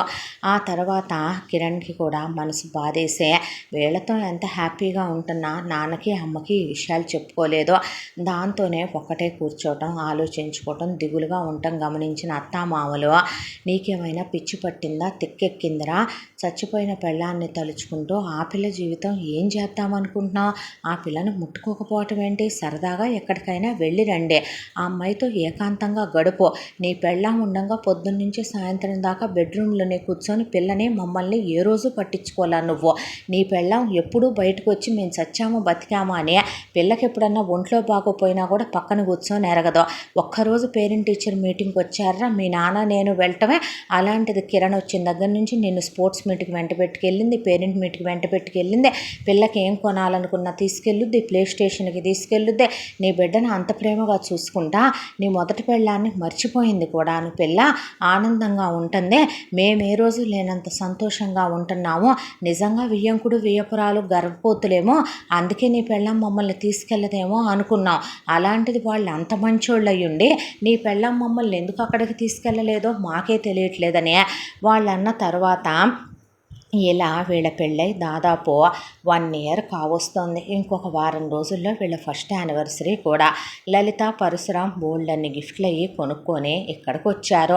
వచ్చిన తర్వాత ఇవి రండి వదిన గారు, రండి అన్నయ్య గారు అన్న తర్వాత అమ్మాయిదే అబ్బాయిదే యానివర్సరీ కదా, కొంపదీసి అక్కడికన్నా ట్రిప్కి వెళ్తున్నారా, అబ్బే అదేమీ లేదు, ఫస్ట్ యానివర్సరీ మనతోనే ఉంటారండి అన్నాక అమ్మయ్య ఎంత కంగారు పెట్టిందోనమ్మా చెల్లాయ్, అవని ఇవని కొని తీసుకొచ్చి ఎలా ఉన్నావు అల్లుడు అంటే బాగున్నాను మావయ్య అన్నతో తాత అనే పాపతో ఆడుకుంటూ ఉండగా ఇంత దాంట్లో లలిత కూతురు అల్లుడు సఖ్యంగా ఉన్నట్టు కనపట్టలేదండి ఒక కన్ను అటేసిందే. చూస్తే పడగదిలో కూతురు అల్లుడు వేరే వేరే పడుకోవటం, ఆ తర్వాత అల్లుడు పాపను తీసుకెళ్ళి పాపతో ఆడుకొని ఇద్దరి మధ్య పాపను పడుకోబెట్టుకోవటం, ఆ తర్వాత అమ్మాయే పలకరిస్తున్నా అన్నీ ఎదురెదురు చేస్తున్నా అల్లుడు తిన్నావా తినలేదా అని కూడా ఆ అమ్మాయిని పట్టించుకోపోవటం, భర్త అంటే భార్యకు ఓ చీర తేవటమో పూలు తేవటమో ఓ సెంటు సీసా కొనుక్కురావటమో భార్యను తీసుకొని ఓ సినిమాకో షికారుకో వెళ్ళటమో ఇలాంటివి ఉంటాయి. ఫోన్ చేయటమో మెసేజ్ చేయటమో పలకరించటమో అవన్నీ ఉంటాయి కదా. ఈ జనరేషన్ పిల్లలంటే ఒకళ్ళు వదిలి ఒకళ్ళు ఉండలేనంతే ప్రేమించుకుంటున్నారు. అలాంటిదే అల్లుడు అలా ఉన్నాడని ఆవిడ మొత్తం గమనించి అంతా దాంట్లో ఆవిడేమే మొగుడికి చెప్పని ఇల్లాలేమీ కాదు, మొత్తం ఆయనకి పూసగొచ్చినట్టు అల్లుడు అమ్మాయిని దూరం పెడుతున్నాడండి, ఇద్దరు దగ్గరగా లేరని చెప్పేసింది ఆవిడ. ఆ రోజు కిరణ్ పాపను తీసుకుని బయటికి వెళ్ళింది, పాప ఏదో కొనిపెట్టమంటే. ఇంట్లో ఒకవైపున లలిత పరశురాం కూర్చొని వైదేహి ఆనందరావుని, ఏంటండి ఇదంతా, ఎందుకైనా నేను పిల్లనిచ్చి చేశాను, మీ అబ్బాయి ఏడసలు అనేసరికి శశాంక్ వచ్చాడు. శశాంక్ని కూర్చొని నీతో మాట్లాడాలని, నువ్వేం చేద్దాం అనుకుంటున్నావు, మా అమ్మాయి జీవితం అంటే నేనేం చేశాను మావయ్య అంటే, ఏం చేయలేదు నువ్వు, మా అమ్మాయి ఒంటి మీద చెయ్యకపోవటం ఏంటి, ముట్టుకోపోవటం ఏంటి, ఆడపిల్లలకి ఎక్స్పెక్టేషన్స్ ఉండవా, మా అమ్మాయికి ఏమైనా కన్నొంకర కాలొంకర, మా అమ్మాయి ఏమైనా తప్పుడు మనిషి అనుకుంటున్నావా, తిరిగిపోతు మనిషి అనుకుంటున్నావా, నువ్వు కాకపోతే ఎవడైనా పర్లేదు అనుకోవటానికే మా అమ్మాయిని అంత ఇష్టం లేనప్పుడు తాళి కట్టే నువ్వు నీ మొదటి పాడిని మర్చిపోలేనప్పుడు ఎందుకు పెళ్లి చేసుకున్నావు, అదే నా కూతురే ఇది నా కూతురే, దాంతో నువ్వు ఎలా ఉండేవాడివో నాకు తెలియదా, అలాంటి దీన్ని మాత్రమే అలా ఉంచటం ఏంటి అంటే నీ కూతురు కోసం పెళ్లి చేసుకున్నానంటావా అనేసరికి శశాంక్ ఏమీ మాట్లాడలేదు. మాట్లాడవేంటి అని పరశురామ్ అనేసరికి, నువ్వు చేసే తప్పయ్యా, చాలా తప్పు చేస్తున్నావు, నువ్వు మా అమ్మాయి నీకు దగ్గర అవ్వాలనుకుంటే నువ్వు మా అమ్మాయికి దూరం అవుతావేంటి, తాడిపోయి 2 ఏళ్ళైనా నువ్వెందుకు ఇప్పటి వరకు ఒంటి మీద చెయ్యంది చెప్పు, నువ్వు కిరణ్ ఎందుకు దూరం పెడుతున్నావు, మీ ఇద్దరేమైనా అనుకున్నారా, నా కూతురు దెప్పిందా, నిన్నేమైనా అందా, అయ్యో అత్తయ్య మావయ్య కిరణ్ చాలా మంచిదే, నిజం చెప్పాలంటే తారకన్నా మంచిది, తారకన్నా అందంగా ఉంటుంది, చదువుకుందే, తెలివైంది, ఒద్దికైంది, సహనం ఓర్పులు ఉన్నది మీ అమ్మాయే, కాబట్టే మన 2 కుటుంబాలు ఇదివరకటి కన్నా క్లోజ్గా కలిసి ఉంటున్నాయి, పాపకు తను తల్లి అయ్యిందే, మా అమ్మ నాన్నలకి తను కోడలు కాదు కూతురు అయిందే, మీ చిన్నమ్మాయి ఇంటికి కోడలుగా వచ్చిన తరువాత మా ఇంటి పరిస్థితులు చాలా మారాయి, అమ్మ నాన్నకి అంతకుముందు ఉన్న బీపీ షుగర్లు కూడా కంట్రోల్ అయ్యాయి, పాప బాగా చదువుతుంది, అంతా బాగుంది, మరి నీకేమైంది అన్నాడు ఆయన. నేను తారను మర్చిపోలేకపోతున్నాను మావయ్య అంటే, జీవితాంతం నువ్వు తారను మర్చిపోలేవు, అలా అని కిరణ్ని ఇంట్లో ఒక బొమ్మను చేసి కూర్చోబెడదాం అనుకుంటున్నావా ఏంటి నువ్వు అనేసరికి, సరిగ్గా మాట్లాడరా, ఏం వాగుతున్నావు అన్నారు శశాంక్ని వాళ్ళ అమ్మా నాన్న. మీ అమ్మాయి జ్ఞాపకం కాదు మావయ్య, బంధం అంటే అదేమన్నమాట, నా తల్లిదండ్రులు పోయారు, మీ అత్తయ్య తల్లిదండ్రులు పోయారు, మీ నానమ్మలు తాతయ్యలు అమ్మమ్మలు తాతయ్యలు పోయారు, వాళ్ళందరూ మాకు బంధాలు కాదా ఏంటి, మేమేమైనా రోడ్లమ్మటి పుడితే తీసుకొచ్చి పెంచారు అనుకుంటున్నావా ఏంటి, వాళ్ళని మేము గుర్తు చేసుకోవట్లేదా మావయ్య, మీకు విషయం చెప్తా, తల్లో తండ్రో చుట్టాలో అయితే తీసుకోగలం, అంటే భార్య అయితే తీసుకోలేనంటావా, వాడంత తీసుకోలేనప్పుడు ఎందుకు పెళ్లి చేసుకున్నావు నా కూతుర్ని నువ్వు, అమ్మ నాన్న బలవంత పెట్టి పాప ప్రామిస్ చేయించుకుందని, అంటే నీకు మా అమ్మాయి మీద ఇష్టం లేదో, నీకు మా అమ్మాయి మీద గౌరవం లేదో, నీకు మా అమ్మాయితో కాపురం చేసే ఉద్దేశం లేదంటావా అనేసరికి, తీసుకెళ్ళిపోండి మావయ్య తన్నే అన్నాడు. అన్న తర్వాత, ఏంటయ్యా నువ్వు మాట్లాడేది అంటే, ఇప్పటి వరకు నేను తన్ని ముట్టుకోలేదు అత్తయ్య, తీసుకెళ్ళిపోండి, నేను తాడుని మర్చిపోయి కిరణ్ ఒంటి మీద చెయ్యలేను, సిగ్గు విడిచి చెప్తున్నాను, కాపురం చేయలేను, నా వల్ల కాదు, నాతో ఉండి తన లైఫ్ని తను స్పాయిల్ చేసుకోవటం కన్నా వీళ్ళు టైం కావాలి టైం తీసుకోమంటారు, ఎంత టైం తీసుకున్నా నా వల్ల కాదు, తారకి నాకు మధ్య ఉన్న బంధం అలాంటిదే, అది నేను ఎవరికి చెప్పినా కూడా అర్థం కాదు, మీకు నేను చెప్పుకోలేను, మీకు తెలిసిందే పెళ్ళైన తర్వాత మా లైఫ్ గురించే, కానీ పెళ్ళి కాకముందు మేము ఎంత ప్రేమించుకున్నామో, తనకి నాకు మధ్య ఉన్న బాండింగ్ ఎంతో మీకు చెప్పినా కూడా అర్థం కాదు, నేను ఇప్పుడు అవన్నీ ఎక్స్ప్లెయిన్ చేయలేను, దయచేసి మీ చిన్నమ్మాయిని మీరు తీసుకెళ్ళిపోయి వేరే సంబంధం చూసి పెళ్లి చేసేసుకోండి, నేను డివోర్స్ ఇస్తాను, కావాలంటే ఎలిమనే, ఎలా కనపడుతున్నాను నేను నీకు అనేసరికి, బయట నుంచి కిరణ్ అప్పుడే వస్తే వెళ్ళి బట్టలు సర్దుకోమ్మ వెళ్దాం అన్నాడు పరశురామ్. ఏమైందంటే, నేనే చెప్పానే నాన్నకు మీరు ఇలా కలిసి ఉండట్లేదని, విడివిడిగా ఉంటున్నారని ఎందుకు చెప్పావమ్మా నాన్నకి, చెప్పక నీ బతుకు తగలెట్టేసుకుంటావా, మీ అక్కంటే మాకు ఇష్టమేనమ్మా, మా తొలిచూలు బిడ్డదే, మాకు ప్రేమ లేక కాదో, అదే ఇతన్ని ప్రేమించానని ఇతని అమ్మాయిని ప్రేమించానని పెళ్లి చేసుకున్నారు, కాపురం అయింది, పాప పుట్టింది, ఇన్నేళ్ళయింది, దానికి ఆయుష్ లేదు పోయిందే, నువ్వు పెద్ద మనసుతో ఇతన్ని చేసుకుంటానన్నావు, పాపకి తల్లి అవుతానన్నావు, ఈ ఇంటికి కోళ్ళు అవుతానన్నావు, ఇచ్చాం చేసాం, మాకు మాత్రం నీ పిల్లల్ని ఎత్తుకోవాలని ఉండదా అమ్మ, నువ్వు సంతోషంగా ఉండాలని ఉండదా, అయినా అతను తన్ను మర్చిపోలేడంట, నీతో కాపురం చెయ్యలేడంట, ఎంతకాలంగా దాని ప్రేమ గుర్తుందే, మరి నేను నీతోనే ఉన్నానుగా, మరి నా ప్రేమ నీ మనసుని తాకలేదా, లేదు తాకదు కూడా, నువ్వు అనవసరంగా ఉండి నీ టైం వేస్ట్ చేసుకోవద్దు, వెళ్ళిపో, డివోర్స్ ఇస్తా, నీకు నచ్చిన వాళ్ళని చేసుకో అనేసాడు శశాంక్.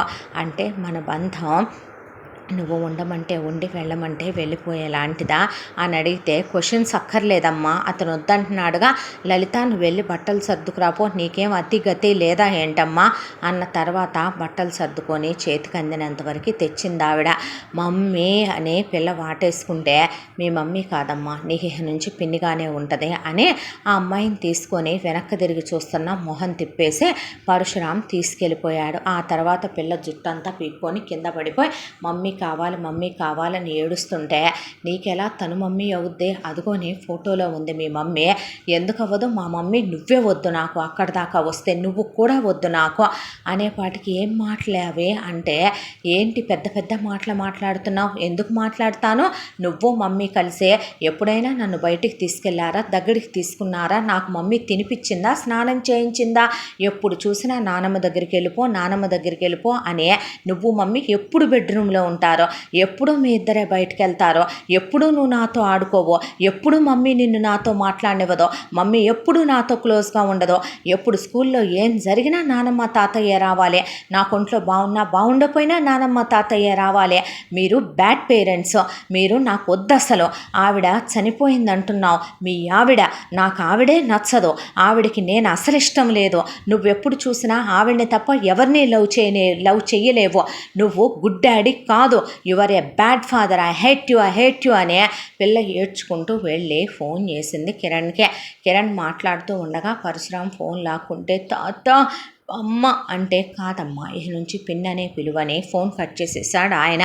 దాంతో పిల్ల వెక్కిళ్ళు పెట్టి ఏడుస్తూ, చూడమ్మా అది ఎలా పెద్ద పెద్ద మాట్లాడుతుందో, నేను తట్టుకోలేనమ్మా అది అలా మాట్లాడితే, దానికి చెప్పమ్మా, వయసుకు వచ్చి నీకే చెప్పలేకపోతున్నాను నేను, ఇంకిత జ్ఞానం నశించిపోయి కొట్టుకుంటున్నావు పసిది, దానికేం చెప్తాను రా పశువా అనే, ఒరే నువ్వు పుట్టినప్పటి నుంచి ఈరోజు వరకు ఒక్కడే బిడ్డ పుట్టావని ఏమీ తక్కువ చేయలేదు, ఏం పాపం చేసుకుంటే పుట్టావురా నువ్వు మాకు, ఈ వయసులో మాకు ఈ శిక్ష ఏంట్రా, పోయింది ఆ అమ్మాయే, ఆయుష్ లేదు, పూర్తయిపోయింది, పోయింది, ఉండంగా నీతో పడకటింటి కాపురం చేయటం తప్ప దానికి తల్లి కాలేదు, మా కోళ్ళు కాలేదు, వాళ్ళకు కూతురుగాను నీ భార్య ఏ రోజు ఉన్నత స్థానాన్ని ఆ అమ్మాయికి అక్కగాను తీసుకున్నట్టు మాకు ఎప్పుడూ కనపడలేదు, ఎందుకురా నీలాంటి వాళ్ళకు మంచోళ్ళు నచ్చరు అనే వాళ్ళు లోపలికి వెళ్ళిపోయాక అందరూ తారను మర్చిపోయారనే దాంతో దిగుల్లో బెడ్రూమ్లో కూర్చొని తార ఫోటోలు వేసుకుని అలా కన్నీళ్లు పెట్టుకుంటూ కూర్చున్నాడు శశాంక్. ఈలోపు పాప మొత్తం కబోర్డ్ అంతా ఓపెన్ చేస్తే అందులో ఒక చిన్న బ్యాగ్ దొరికింది. ఆ బ్యాగు ఓపెన్ చేస్తే అందులో కిరణ్ చిన్నప్పటి నుంచి ఆ అమ్మాయి ఆడుకున్న బొమ్మలు, వచ్చిన మెడల్స్, వచ్చిన సర్టిఫికెట్లు, వాటితో పాటు ఆ అమ్మాయి ఫస్ట్ టైం వేసుకున్న లంగా ఓణి, ఆ అమ్మాయి పరికిణీ జాకెట్టు, ఆ అమ్మాయి పుట్టంగానే వేసిన బట్టలు అవన్నీ ఉన్నాయి. వాటితో పాటు ఒక డైరీ బుక్ దొరికింది. పాప అది చేతిలోకి తీసుకుంటే పేజీలు తిప్పుతూ ఉండగా ఒక అబ్బాయి ఫోటో ఉంది. బాబాయ్ అని చూస్తూ మిగతా ఫోటోలు తిప్పితే డాడీయే అని హార్ట్ చెప్పేసి ఐ లవ్ యూ అని రాసుండే, ఏదేదో రాసుంది. పిల్లకి తెలుగు రాదు. దాంతో ఆ బుక్ పట్టుకొని బ్యాగ్ తగిలించుకొని పిల్ల నానమ్మ తాతయ్యల దగ్గరికి వచ్చింది. వచ్చిన తర్వాత ఏంటమ్మా అంటే, డాడీ ఉన్నాడు ఇందులో అంటే, డాడీ ఎందుకు ఉంటాడమ్మా అంటే, ఇది ఎవరిదే, అమ్మది అనేసరికి ఓపెన్ చేసి చూస్తే కిరణ్ అని రాసుంది. కిరణ్ దా ఈ డైరీ అని అడిగాడు ఆనందరావు. అవును తాత అన్న తర్వాత ఓపెన్ చేస్తే, ఇదెవరో బాబాయా అంటే, కాదమ్మా మీ నాన్నే, ఇది నాన్నేనా అన్నాక వాళ్ళు ఓపెన్ చేసి చూశారు. చూస్తే మొత్తం అన్నిట్లో కూడా లోపల అన్నీ శశాంక్ ఫోటోలే. వాటికి హార్ట్ షేప్లు వేసి కింద వాళ్ళ ఇంట్లో లేని ఫోటోలు, మిస్ అయిన ఫోటోలు కూడా అన్ని ఫోటోలు ఉన్నాయి చిన్నప్పటి నుంచి శశాంక్వే.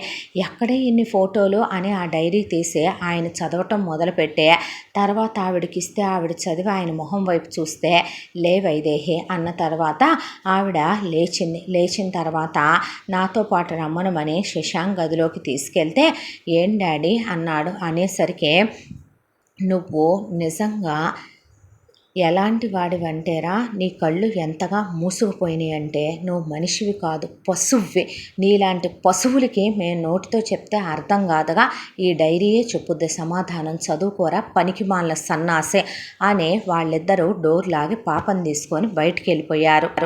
డైరీ ఓపెన్ చేస్తే అందమైన అక్షరాలతో కిరణ్ అని రాసుంది.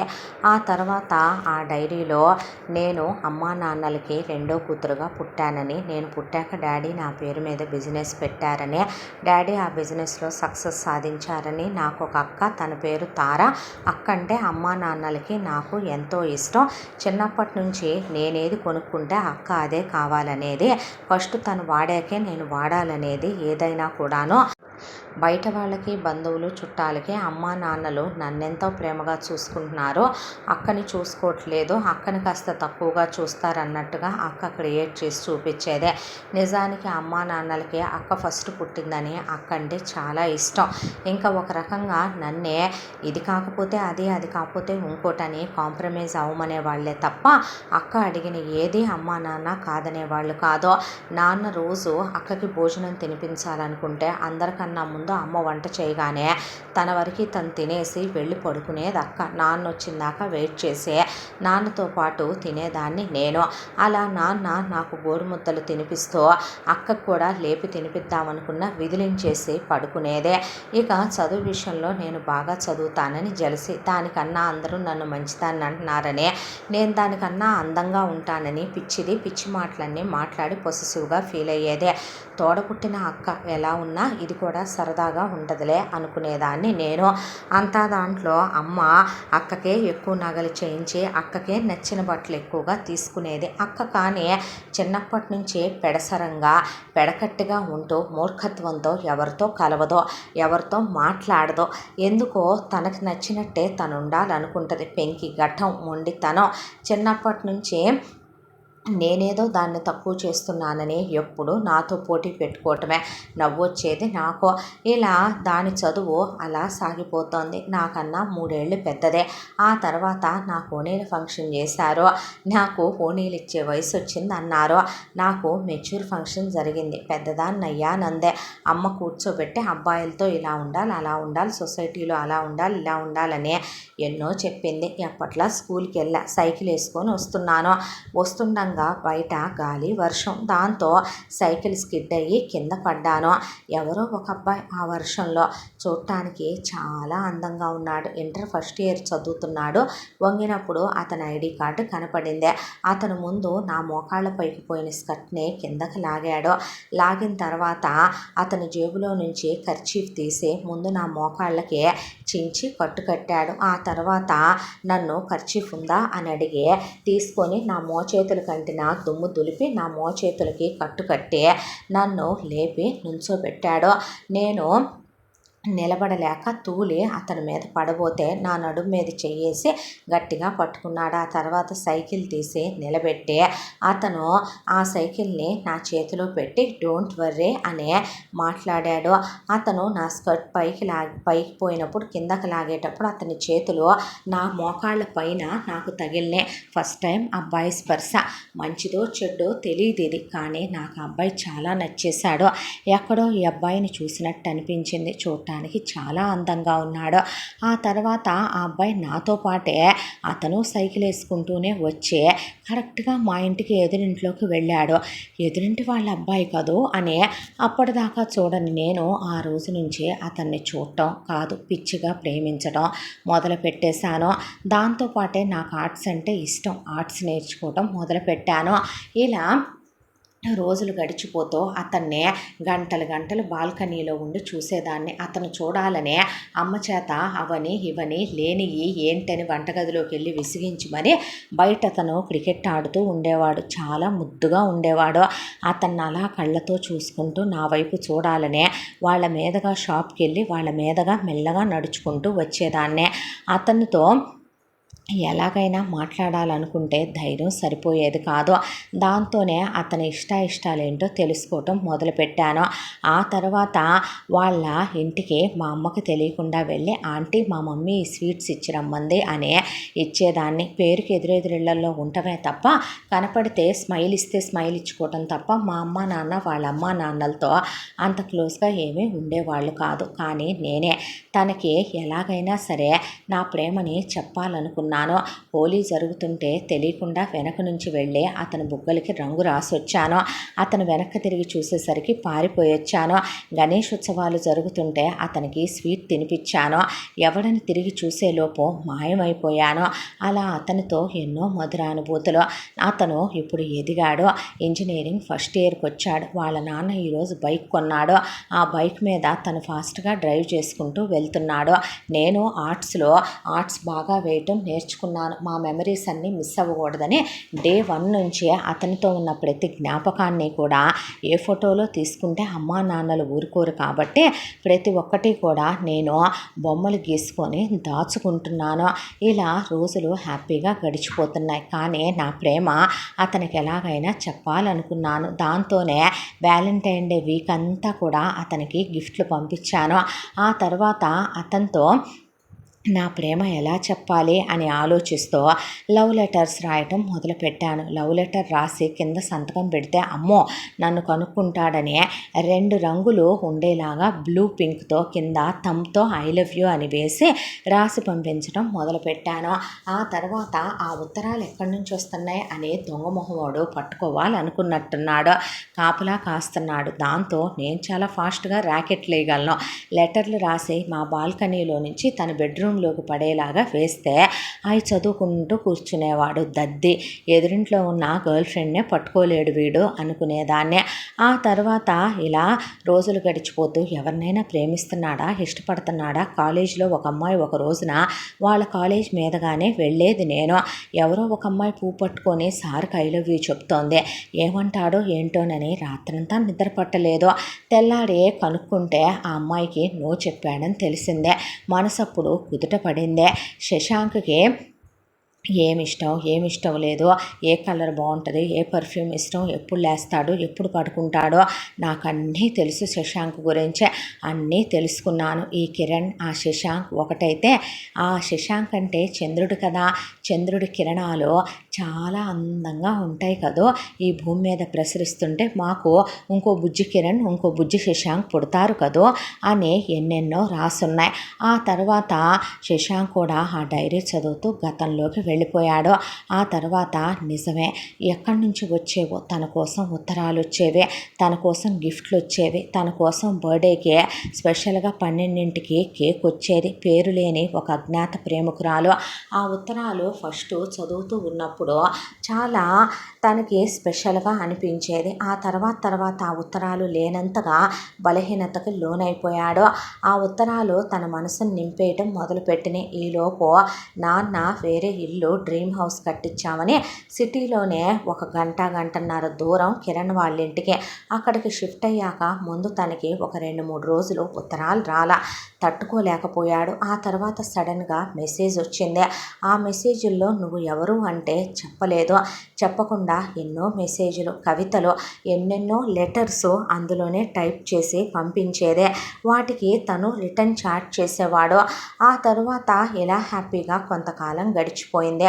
ఆ తర్వాత మళ్ళీ డైరీ చదవటం మొదలుపెట్టాడు. ఇలా మా ప్రేమ గడిచిపోతూ ఉండగా తన చదువు కంప్లీట్ అయిపోయింది. వాళ్ళ డాడీ తన్ని బిజినెస్ చూసుకోమన్నారని తను బిజినెస్కి వెళ్ళటం స్టార్ట్ చేశాడు. ఇంకా ఆలస్యం చేయకూడదు, నాది కూడా చదువు అయిపోయింది, నాన్నగారికి చెప్పి సంబంధం అడగమని నేను శశాంక్ని పెళ్లి చేసుకోవటమే తరువాయి. ఈలోపు అనుకోకుండా నాకు యాక్సిడెంట్ అయ్యింది. తీరా హాస్పిటల్ తీసుకెళ్తే 2-3 ఎముకలు విరిగాయి అన్నారు. నానమ్మ తాతయ్య, అమ్మ ఒకవైపున ఇంటిని, నాన్ననే అక్కనే. అప్పటికే అక్క చదువు అయిపోయి ఇంట్లో ఉంటుంది. మేనేజ్ చేయటం కష్టం అనే దాంతో నన్ను వాళ్ళు తీసుకెళ్తామని తీసుకెళ్లారు. యాక్సిడెంట్ అయినప్పుడు నా ఫోన్ కింద పడి పగిలిపోయింది. అయ్యో బిడ్డ ఏమైపోతాడో ఏమో నేను మెసేజ్లు చేయకపోతే అనుకుంటూనే నేను నానమ్మ తాతయ్యలతో వెళ్ళాను. ఆ తర్వాత మళ్ళీ శశాంక్ గతంలోకి వెళ్ళాడు. ఆ ఉత్తరాలు రాసే వ్యక్తి సడన్గా ఉత్తరాలు ఆపేసింది. ఆమె దగ్గర నుంచి మెసేజ్లు రావట్లేదు. ఏమైంది అని ఆలోచించడం మొదలుపెట్టి ఫ్రెండ్స్ దగ్గర అంటే అంత టెన్షన్ పడతావెందుకురా, ఆ నెంబర్ పట్టుకుంటే అడ్రస్ కనుక్కోవచ్చు అంటే ఆ నెంబరు పరశురామ్ పేరు మీద ఉంది. అంకుల్ వాళ్ళు మా ఎదురింట్లోనే ఉంటారు, వాళ్ళకి అమ్మాయిలు ఉన్నారా, అంకుల్ నీకు సైట్ వేయలే కానీ, చచా పోనీ ఆంటీ అంటావేంట్రా, చీ ఆవిడ మా అమ్మ లాంటిదైతే. మరి వాళ్ళకిద్దరు అమ్మాయిలు ఉన్నారా, ఒక అమ్మాయి తార మన కాలేజే, సేమ్ నా ఏజే, దాంది కూడా బిలో యావరేజ్గా ఉంటుంది, వేరే బ్రాంచ్లో చదువుద్ది. ఇంకొక అమ్మాయి చాలా బాగుంటుంది, పేరు కిరణ్, కాకపోతే అది చిన్నదని 3 స్టెప్పులు కిందకి దించాడు. పిల్ల బచ్చాలతో మనకెందుకో, అయితే ఆ పెద్దమ్మాయే అయ్యి ఉంటుంది. కరెక్టేరా, వాళ్ళ బాల్కనీలోంచి అయితేనే నా బాల్కనీలోకి లెటర్ పడేది, మరి ఇంకేంటమ్మా లక్కీ బాయ్, అంత ప్రేమించే అమ్మాయిలో అందాలు చూసుకోకూడదు కదూ అనేసరికి ఇక శశాంక్కి తాపట్టిన కుందేలుకి 3 కాళ్ళు అన్నట్టు అమ్మా నాన్నల దగ్గరికి వెళ్ళి నాకు పెళ్లి చేయండి అని ఏకరువు పెట్టాడు. పెట్టేసరికి వాళ్ళు ఎవరంటే, అప్పుడు మనం ఈ కాలనీలో ఉన్నప్పుడు మన ఎదురింట్లో ఒక అంకుల్ ఉండేవారు కదా, పరశురామ్ ఆంటీ ఉండేవారు కదా, లలిత ఆంటీ, వాళ్ళకి 2 అమ్మాయిలు ఉన్నారు కదా, పెద్దమ్మాయి తార, రెండో అమ్మాయి కిరణ్. ఆ రెండో అమ్మాయా చక్కగా ఉంటుందిరా వాళ్ళు రెండో అమ్మాయి అంటే.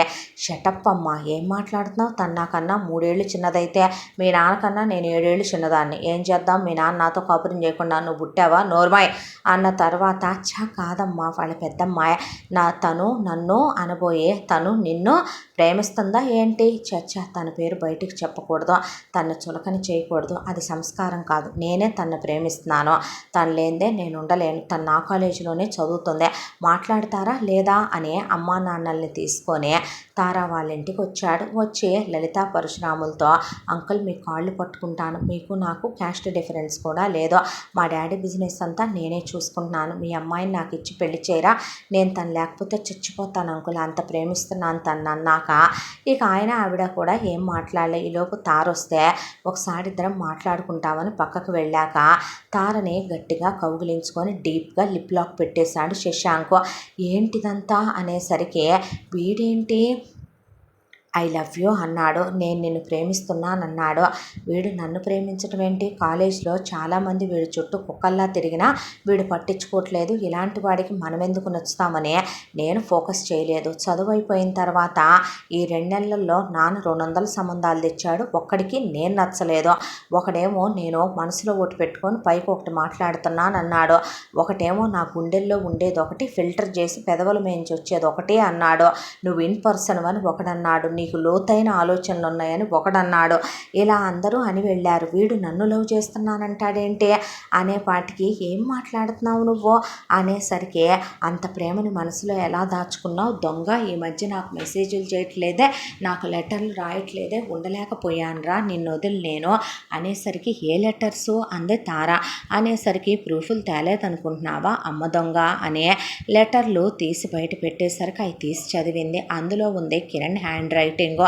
అంటే ఇది వీడికి వేస్తుందనమాట ఇన్నాళ్ళ నుంచి వల, ఏందా ఇది పద్దాక డాబాల మీదే ఉంటుంది, అమ్మని 2 జడలు వేయబాకు, 1 జడయ్యి, నేను చిన్నపిల్లలా కనపడుతున్నాను అనే, ఇది లంగా ఓణీలేయటం, ఇది అమ్మతో చీర కట్టించుకోవటం, ఇది పెద్దదానిలా కనపడాలనే ఇది వెరైటీ మేకప్లు చేసుకోవటం, ఓహో వీడితో ప్రేమాయణం నడపటానికా అన్నాక, అదే మరి ఇవన్నీ నువ్వేగా రాసింది, ఇప్పుడేం చెప్పాలి, నేను కాదని చెప్పాలా, వీడు మా చెల్లెలు కుదిరేయాలా, ఎందుకు వదిలేయాలి, వీడు కాలేజీలోనే మిస్టర్ బ్యూటీ, పైగా వీడు అమ్మా బాబులకి ఒక్కడే కొడుకు, బోల్డంత డబ్బు ఉంది, ఆస్తిపాస్తులు ఉన్నాయి, అందంగా ఉన్నాడు, నేనంటే పడి చస్తున్నాడు, ఇప్పుడు ఆ ఉత్తరాలు నేనే రాశానని, కాదంటే ఇప్పుడు ఒకవేళ అవునంటే చెల్లొచ్చి నిజం చెప్పేస్తే అమ్మా నాన్నలు నన్ను కుక్కను కొట్టినట్టు కొడితే అసలు వీడికి నన్ను మా చెల్లిని ఇద్దరిని ఇవ్వనంటాడు మా నాన్న, ఏం చేయాలనే లోపు శశాంక్ గట్టిగా కౌగిలించుకొని మళ్ళీ డీప్గా లిప్ లాక్ పెట్టాక, నేను చేసే తప్పేమీ కాదు,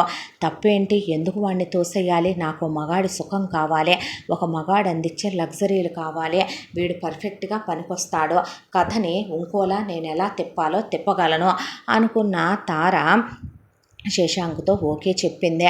ఆ తర్వాత ఇక మా కట్నకానుకలు ఏమీ వద్దండి, అమ్మాయిని కోడలుగా పంపించండి చాలు, మేమే నగా నట్రా పెడతాం, త్వరలోనే ఒక 1 వీక్లో ఎంగేజ్మెంట్ పెట్టుకుందాం, అన్ని ఏర్పాట్లు మేమే చేసుకుంటాం అన్న తర్వాత ఓపెన్గానే ఫోన్ నెంబర్ తీసుకొని శశాంక్ వెళ్ళిపోయాడు. ఆ తర్వాత వైదేహి ఆనందరావు ఎంగేజ్మెంట్కి అన్నీ రెడీ చేసి పరశురామ్కి లలితకి కబురు పెడితే పరశురామ్ వాళ్ళ అమ్మా నాన్నలకు ఫోన్ చేసి పెద్దదానికి సంబంధం కుదిరిందమ్మా, ఒక అబ్బాయి ప్రేమించానంటున్నాడు, ఎంగేజ్మెంట్ పెట్టుకున్నాను, చిన్నదాన్ని తీసుకొని రండి అంటే నీ కూతురు ఏమైనా మాతో కలుసుద్దా, మాకు విలువిచ్చుద్దా, పెళ్ళికొచ్చి 4 అక్షంతలు వేస్తావులే, చిన్నపిల్ల కాలు ఇంకా తగ్గల, అంత దూరం జర్నీ చేయించుకుంటా తెచ్చిన రోజే అది వారం బాధపడింది, మళ్ళీ ఇప్పుడు వెనక్కి ఎందేస్తాం, తర్వాత వస్తాంలే కానీరా, మేము లేకపోతే ఏమన్నా నీ కూతురు పెళ్లి చేసుకొని అంటదా ఏంటి, ఈ నానమ్మ తాతయ్యలకి ఏమైనా విలువిచ్చుద్దా నీ పెద్ద కూతురు అనేపాటికి చిన్నపిల్ల జాగ్రత్త అని చెప్పి ఆయన ఫోన్ పెట్టేశాడు. తర్వాత చాలా గ్రాండ్గా వీళ్ళ ఎంగేజ్మెంట్ జరిగిపోయింది. అక్కడి నుంచి తార శశాంక్తో చట్టాపట్టాలు వేసుకొని తిరగటం, ఫోనుల్లో మాట్లాడటం, షాపింగులకు వెళ్ళటం, నచ్చినవి కొనిచ్చుకోవటం, మూవీ థియేటర్లో 3 గంటల సేపు సినిమా జరుగుతుంటే అతను ఒళ్ళో కూర్చొని డీప్గా హక్ చేసుకోవటం, లిప్ లాకులు పెట్టుకోవటం, లిఫ్ట్లో కూడా అతన్ని ముద్దులు పెట్టుకోవటం, పార్కింగ్ ఏరియాల్లో అసలు అతనితో క్లోజ్ అవ్వాలనే కార్ బ్యాక్ సీట్లోకి లాగినా అతనే తప్పు, ఎవరన్నా చూస్తే పద్ధతిగా ఉండదు, మీ నాన్నగారికి చెప్తే ఆడపిల్లలతో తప్పుగా ప్రవర్తించాను, నేను ఎలాంటి తప్పుడు వెదవనో అనుకుంటారో, మా నాన్న తెలిస్తే చెప్పుతో కొడతాడు, కొన్నాళ్ళు ఆగితే పెళ్ళైపోతుంది కదరా, నీ ప్రేమ నాకు తెలుసు, నీకు నేనంటే ఎంత ఇష్టమో నాకు తెలుసు అని చెప్పి ఆ తర్వాత ముద్దుల వరకు ఓకే, కానీ మిగతా వాటంత దూరం వెళ్ళేవాడు కాదు శశాంక్. అంతా దాంట్లో ఒకరోజు తార, నువ్వు నా ఉత్తరాలను ప్రేమించావా నన్ను ప్రేమించావా అని అడిగితే, అదేంటి ఆ క్వశ్చన్, ఆ ఉత్తరాలు రాసింది నువ్వే కదా, నీ ఫీలింగ్స్నే ఇష్టపడ్డాను, నువ్వు నాకు తెలుసా ఏంటి అన్న తర్వాత, అంటే కాలేజీలో ఎప్పుడు నువ్వు నన్ను చూడలేదా, చూసినప్పుడు నేను నీకు నచ్చలేదా, ఎదురింట్లో నువ్వు నన్ను చూడలేదా, చూసినప్పుడు నేను నీకు నచ్చలేదా, ఒక విషయం చెప్పమంటావా, నాకు చాలామంది అమ్మాయిలు కాలేజీలో చాలా అందగత్తెలే ఐ లవ్ యూ చెప్పారు, నాకు నచ్చిన క్వాలిటీస్ వాళ్ళల్లో లేవనే నేను వాళ్ళని కాదన్నాను, అంత మాత్రాన వాళ్ళకు మొగుళ్ళు దొరకరా, పెళ్ళిళ్ళు కావా, నాకు పెళ్ళం దొరకట్లా, ఇప్పుడు నీలాగా పెళ్ళి అవ్వట్లా, నా వాడికి నాకు ఒక మనిషి అందం కాదు, వాళ్ళ ఫీలింగ్స్ ఇంపార్టెంట్, వాళ్ళ మనసు ఇంపార్టెంట్, వాళ్ళు నన్ను ఎంత అర్థం చేసుకుంటారు, ఎంత ప్రేమిస్తారు అనేది ఇంపార్టెంట్, అంటే నువ్వు ఆ ఉత్తరాలనే ఇష్టపడ్డావు నన్ను కాదు, అవును ఉత్తరాలనే ఇష్టపడ్డాను, ఉత్తరాలనే ఇష్టపడ్డాను, చూడు నా ఫోన్ డీపీలో నువ్వు రాసిన ఫస్ట్ లెటరే ఉంటుంది, నా ఫోన్ వాల్పేపర్గా అదే లెటర్ ఉంటుంది, నాకు ప్రతి క్షణం గుర్తొచ్చేది అదే, నీవి రాసిని ఒక్కటి కూడా నేను లెటర్లు మర్చిపోలేదు, అవును ఒక్కసారి ఆ లెటరు నాకు నువ్వు చదివి వినిపించు ప్రేమగా అన్న తర్వాత బట్టి పట్టేసి, ఇలాంటి నువ్వు అడుగుతావని నాకు తెలుసనే, ప్రియమైన ప్రియతమా అన్న దగ్గర నుంచి మొదలుపెట్టే ఇట్లు అన్న దగ్గర 2 హార్ట్ షేప్ సింబల్స్ చూపించే, ఆ తర్వాత ఇప్పుడైతే తార అనేదే, ఇలా బట్టి పట్టి అప్పచెప్పినట్టు చెప్తారే, ఫీలింగ్స్ ఫీల్ అవ్వకుండా ఇలా అనుకునే రాసావా నాకు, అబ్బా నేను ఎక్స్ప్రెసివ్ కాదులే, ఇలా చెప్పలేను, లెటర్లో అయితేనే చెప్పగలను అన్న తర్వాత ఇవన్నీ శశాంక్ నమ్మేశాడు. ఆ తర్వాత కరెక్ట్గా పెళ్లి వారం రోజులు ఉందనగా కిరణ్ నానమ్మ తాతయ్యల్ని తీసుకొని వస్తూ ఉండగా, మీ అక్కని తెగ ప్రేమించాడంటమ్మా, ఎంగేజ్మెంట్ అయిపోయిందంట అంటే, నాకు చెప్పలేదే నానమ్మ, మన వెళ్ళి ఇప్పుడేం ఒరగబెడతాంలే కానీ వెళ్తున్నాంగా పెళ్ళికి అంది వాళ్ళ నానమ్మ. అన్న తర్వాత ఇక నీ విషయమేనే నెక్స్ట్ అన్నాక, నా విషయంలో నానేం కంగారు పడక్కర్లేదులే, ఏమే ఎవరినైనా ఇష్టపడుతున్నావా, మా మనవడు ఎవరు అనేసరికి, మీ మనవడికి ఏమైంది, చాలా బాగుంటాడు, మరైతే నాన్నకి చెప్పామా, వద్దు నానమ్మ నేనే చెప్తాను అన్న తర్వాత, సరేనమ్మా ముందు నాన్నకి చెప్పాలి, నాన్నే వెళ్ళి సంబంధం మాట్లాడాలి, అబ్బో అయ్య కూతురువి కదవే నువ్వు అని నవ్వి ఇంటికి వచ్చారు వాళ్ళు. అమ్మ అక్క బావ ఏరంటే ఏదో గుడికని వెళ్ళారమ్మా అంటే, నేనే సర్ప్రైజ్ చేస్తాను వెళ్ళని కిరణ్ గుడి దగ్గరికి వెళ్ళింది. చూస్తే గుడి దగ్గర వీళ్ళు లేరు, బయటకు వస్తుంటే చెట్టు చాటున తార కనపడింది, చూస్తే డీప్ లిప్ లాక్లో ఉంది, చచ్చా నేను రాంగ్ టైంలో వచ్చానని వెళుతూ ఉండగా శశాంక్ తార నడుం మీద చెయ్యేసి బయటకు వచ్చేసరికి, నువ్వెప్పుడు వచ్చావే అని అడిగితే, ఇప్పుడే అందే. అన్న తర్వాత మా చెల్లి అంటే, తెలుసు బుడ్డది కదా, తిరుగుతూ ఉండేదిగా, చిన్నప్పటి నుంచి చూస్తూనే ఉండేవాడినిగా అన్న తర్వాత కిరణ్ అలా నిలబడ్డాక, చెల్లొచ్చిందిగా నువ్వు వెళ్ళంటే అని వెళ్ళాడు. ఆ తర్వాత ఏం జరుగుతుందక్క అంటే, ఏం జరిగేదంటే చిన్నప్పటి నుంచి ఎదురెదురు ఇళ్లల్లోనే కదా ఉన్నావు, నన్ను డీప్గా చచ్చేంత ప్రేమించాడంట. చిన్నప్పటి నుంచి తను నేను ఒకే స్కూలా, తను నేను ఒకే కాలేజా, అసలు తను నన్ను అంత ఎప్పుడు ప్రేమించాడో కూడా తెలియదు. డైరెక్ట్గా వాళ్ళ అమ్మా నాన్నల్ని తీసుకొని సంబంధం అడగటానికి వచ్చి నాకు లిప్ కిస్ పెట్టేశాడు తెలుసా. నన్ను వదిలి ఒక్క నిమిషం కూడా ఉండడు తెలుసా. అన్నట్టు ఎవరితో తనకి లెటర్లు రాసి ఎవరితో తనకి మెసేజ్లు పెట్టి బాగా టార్చర్ చేస్తోందంట. అవి నువ్వు చూసావా అంది కిరణ్. లేదు, టిట్ ఫర్ టాట్ అని తను కూడా దాంతో గేమ్ ప్లే చేస్తున్నాడు తెలుసా అనేసరికి, ఓ టిట్ ఫర్ టాట్ చేస్తున్నాడా అని అతను ఒక మోసగాడు, అతను అక్కని ప్రేమిస్తున్నాడు, తనకు అబద్ధాలు చెప్పాడనే ధ్యాసలో పడిపోయింది కిరణ్. ఆ తర్వాత వీళ్ళిద్దరికీ పెళ్లి జరిగిపోవటం, శోభనాలు జరుగుతుంటే ఆ అమ్మాయి గొంతు బొంగురు పోయేంతగా ఎక్కిళ్ళు పెట్టి టెర్రస్ మీద ఏడవటం, ఆ తర్వాత వీళ్ళు హనీమూన్కి వెళ్ళి రావటం, ఆ తర్వాత ఒక రోజున వీళ్ళు ఇంటికి వచ్చారు. కిరణ్ అటు ఇటు తిరుగుతూ ఉండగా శశాంక్ ఫోన్లో మెసేజ్ ఏదో వచ్చి వాల్ పేపర్ ఓపెన్ అయితే తను రాసిన లెటర్ ఉంది. దానిలో ఉండి ఫోన్ చేతిలోకి తీసుకుంటే, ఏం చేస్తావు నా ఫోన్లో, మోడల్ చూస్తున్నావా అన్నాడు శశాంక్. ఈ లెటరు అంటే నీకు విషయం చెప్పనా, మా లవ్ స్టోరీ చెప్పనా, మీ అక్క నేను ఎలా కలిసామో చెప్పనా. పెద్దవాళ్ళుగా మీ అమ్మ నాన్నలకి మా అమ్మ నాన్నలకి చెప్పలేదులే, కానీ నువ్వు మా ఏజ్ గ్రూపేగా, మాకన్నా చిన్నదానివిగా విను, భలే సరదాగా ఉంటుంది నా లవ్ స్టోరీ అనే. నాకు ఒక అమ్మాయి దగ్గర నుంచి ఉత్తరాలు వచ్చాయని, మెసేజ్లు వచ్చాయని, గిఫ్ట్లు వచ్చాయని, తీరా అమ్మాయి ఎవరైనా అడ్రస్ కనుక్కుంటే మీ నాన్న పేరు వచ్చిందని, ఇంటికి వస్తే మీ అక్కే నాతో పాటు కాలేజీలో స్కూల్లో చదువుకొని మీ అక్కే ప్రేమించిందని అప్పుడు నాకు తెలిసిందని, దాంతోనే మీ అక్కను వదలలేక నేను పెళ్లి చేసుకున్నానని, మీ అక్కను చచ్చేంత ప్రేమించానని, నిజం చెప్పాలంటే మీ అక్క కన్నా నేను ఈ లెటర్స్ని, మీ అక్క నాకు పంపించిన మెసేజ్ల్ని నేను ఎక్కువ ఇష్టపడ్డాను అని. మీ అక్కకి నాకు గొడవలు అవ్వకుండా ఏమీ ఉండవు కిరణ్, ఏదోటి అవుతూనే ఉంటాయి ఇష్యూస్. తన కోపం చాలా ఎక్కువ, ఏదోటి అంటూనే ఉంటుంది.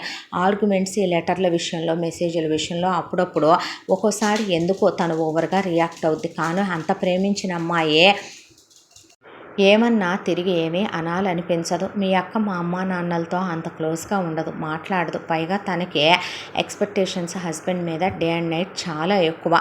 తను ఎప్పుడు రమ్మంటే అప్పుడు ఆఫీస్ నుండి రావాలి, ఎక్కువ ఓవర్ క్లోజ్గా ఉంటుంది. ఒక హస్బెండ్ ఒక వైఫ్ని ఏమనుకుంటాడో, రొమాంటిక్ లేదా ఓవర్ రొమాంటిక్ లేదా అల్టిమేట్ ఓవర్ రొమాంటిక్ అనుకుంటే, మీ అక్క అసలు వాటన్నిటినీ దాటిన పీక్ స్టేజ్ అన్న తర్వాత నేను ఆ ఉత్తరాలనే ప్రేమించాను తెలుసా.